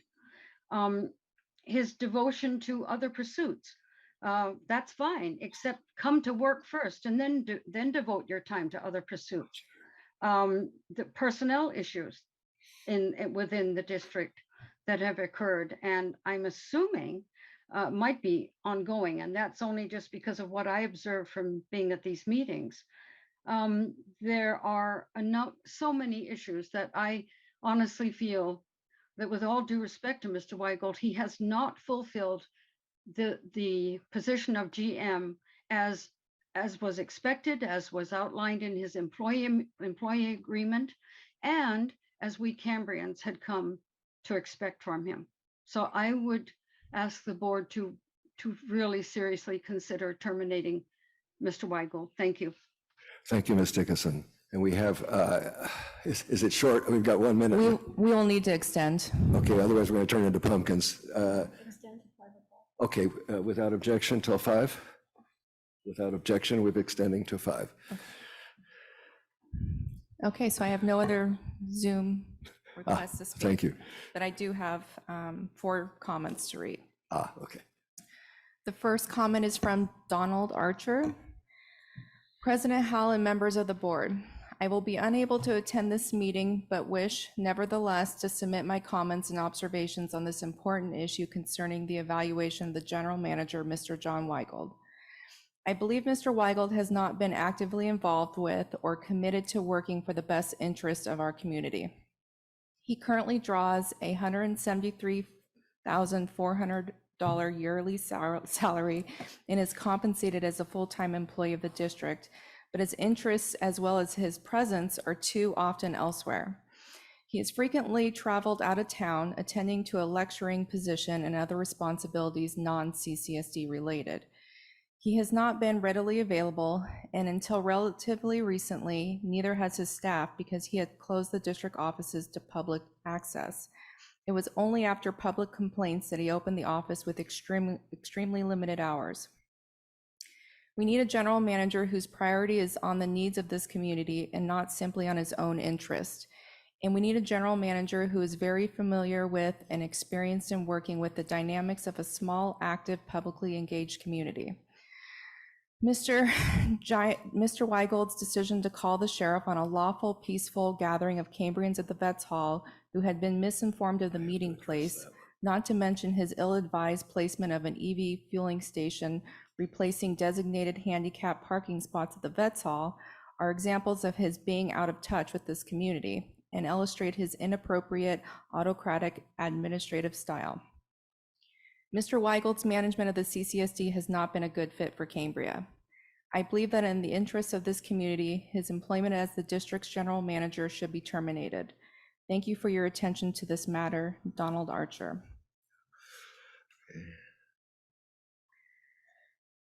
The second public comment is from Claudia Harmon Worthen. Honorable board members, hiring John Weigel as Cambria CSD's general manager has proven to be unwise. It was fiscally irresponsible to hire someone without any experience in community services management. Ratepayers should never have paid top dollar for Mr. Weigel's on-the-job training. To further add to the misuse of district funds, he was allowed to work part-time on a full-time salary. When faced with challenges, Mr. Weigel, in lieu of experience, hired consultants to create reports and perform studies that he should have written or overseen. He has proposed hiring a full-time assistant to do his daily tasks. He attends policy committee meetings but does not participate even though his advice or clarification is often needed. Most recently, Mr. Weigel has hired a highly paid fire chief without consulting the board or district council. His management practices have not been exemplary nor deserving of the District Transparency Certificate of Excellence awarded by the CSDA last year. The time has come to replace John Weigel with a team player who is competent and experienced in community services management. Thank you, Claudia Harmon Worthen. Thank you. The third comment is from Gail Stevens and Robert Fountain. We have grave concerns over the management approach of the CCSD's general manager, Mr. John Weigel.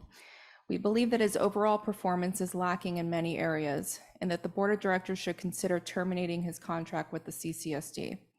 Mr. Weigel has a dismal record of communicating successfully with the board, his staff, and the general public who are his employers. He was ill prepared to handle the public meeting at the Vets Hall during the Prop 218 garbage rate increase, where we observed chaos and an unwelcome feeling toward the public. Mr. Weigel is often very late in providing needed and timely information to the board and the public in order for them to assess and determine the proper approach for the CCSD.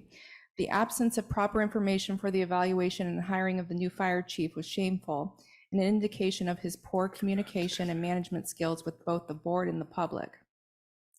Hiring a candidate in a high-level position like the fire chief without proper vetting is unprofessional at any level. Mr. Weigel's approach to working with the county planning department and the California Coastal Commission is highly combative. Rather than working cooperatively with these agencies toward the coastal development permit application for the EWS, SWF, WRF, Mr. Weigel consistently showed a lack of cooperation. Required environmental studies have been routinely put on the back burner for years, despite that such studies often take a year or more to complete. The CCSD's approach to submitting intent to serve letters to the County and Coastal Commission, despite the Commission direction to cease, is an indication of his lack of cooperation and teamwork across agencies at the expense of dollars and time to the ratepayers. For these and many other reasons, we believe that the Board of Directors should consider Mr. Weigel's termination as CCSD General Manager. Respectfully, Robert Fountain and Gail Stevens. Thank you, Haley. Is that it? I have one more. Oh, one Sorry. more. Okay. Just taking a breather. Okay, the last comment that I have, let me double check my email. Yeah, the last comment that I have to read is from Scott Anderson. Honorable members of the CCSD Board of Directors. It sometimes happens that despite good intentions and due diligence on everyone's part, an employment decision turns out to be a mismatch. It happens all the time across all fields of endeavor. In the best of cases, both parties agree to separation and move on. I hope this is the case today. You will hear or have heard many instances in which the general manager fell short of community expectations. I have been disappointed in his leadership of the board's first strategic goal of improving communication with the community. I believe the rancor and ill will felt by many ratepayers towards CCSD will dissipate with more open and better outbound communication. It's not a complicated thing to do, but it does take intention and follow through. I haven't observed much of either from the general manager. In CCSD, I see a group whose essential service and good deeds go underappreciated because leadership has repeatedly fallen short in full public view. Confidence in his leadership of CCSD has eroded to the point it was an election issue in the recent CCSD election. The results speak for itself. Without ill will towards the general manager and with the best wishes to him for a productive future, I hope you, the board, will consider correcting his employment mismatch and seek a replacement as soon as possible. Thank you for your consideration of this opinion in a public forum. Scott Anderson. Thank you, Haley. And thanks to everybody that took the time to send us their opinions.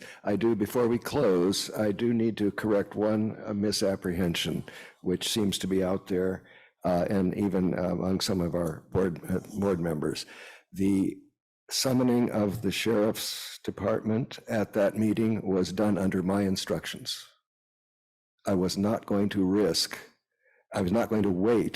until something bad happened and the police had to be called. That the people here were understandably angry. They had every right to be angry, but they were angry. And a crowd of angry people is not a light matter. It's not to be taken lightly. And I did not want to run the risk of having any kind of injuries or other violence at that meeting. And so it was my decision. It was not General Manager Weigel's decision to call the police. I need to make very clear about that. And it did not have to do with because people were being evil or bad, but there was just a lot of anger. And when you get a crowd of angry people, it can start behaving like a crowd. And that is a whole nother issue that we do not wish to get into. So I just need to correct that because it'll go out into the world that way. So that was not GM Weigel's decision, it was mine. Thank you. So I think, do we have anything more? Nothing more? Are we ready? I don't think I have any more written comments to read, and there's no Zoom attendees wishing to speak. Cool. Thank you, Haley. You're welcome. So I think then that concludes our, oh, wait, excuse me just a minute. Yes. I'd like to ask Haley, how many Zoom attendees did we have during the meeting? Good idea. It was going up and down the entire time. I could submit a list to you guys because I was taking screenshots, so you have it just in case. Excellent. Yeah. Right now we have 5 attendees: Christine Heinrichs, Crosby and Laura Swartz, Elizabeth Benhausen, Karen Krisman, and Tina Dickinson.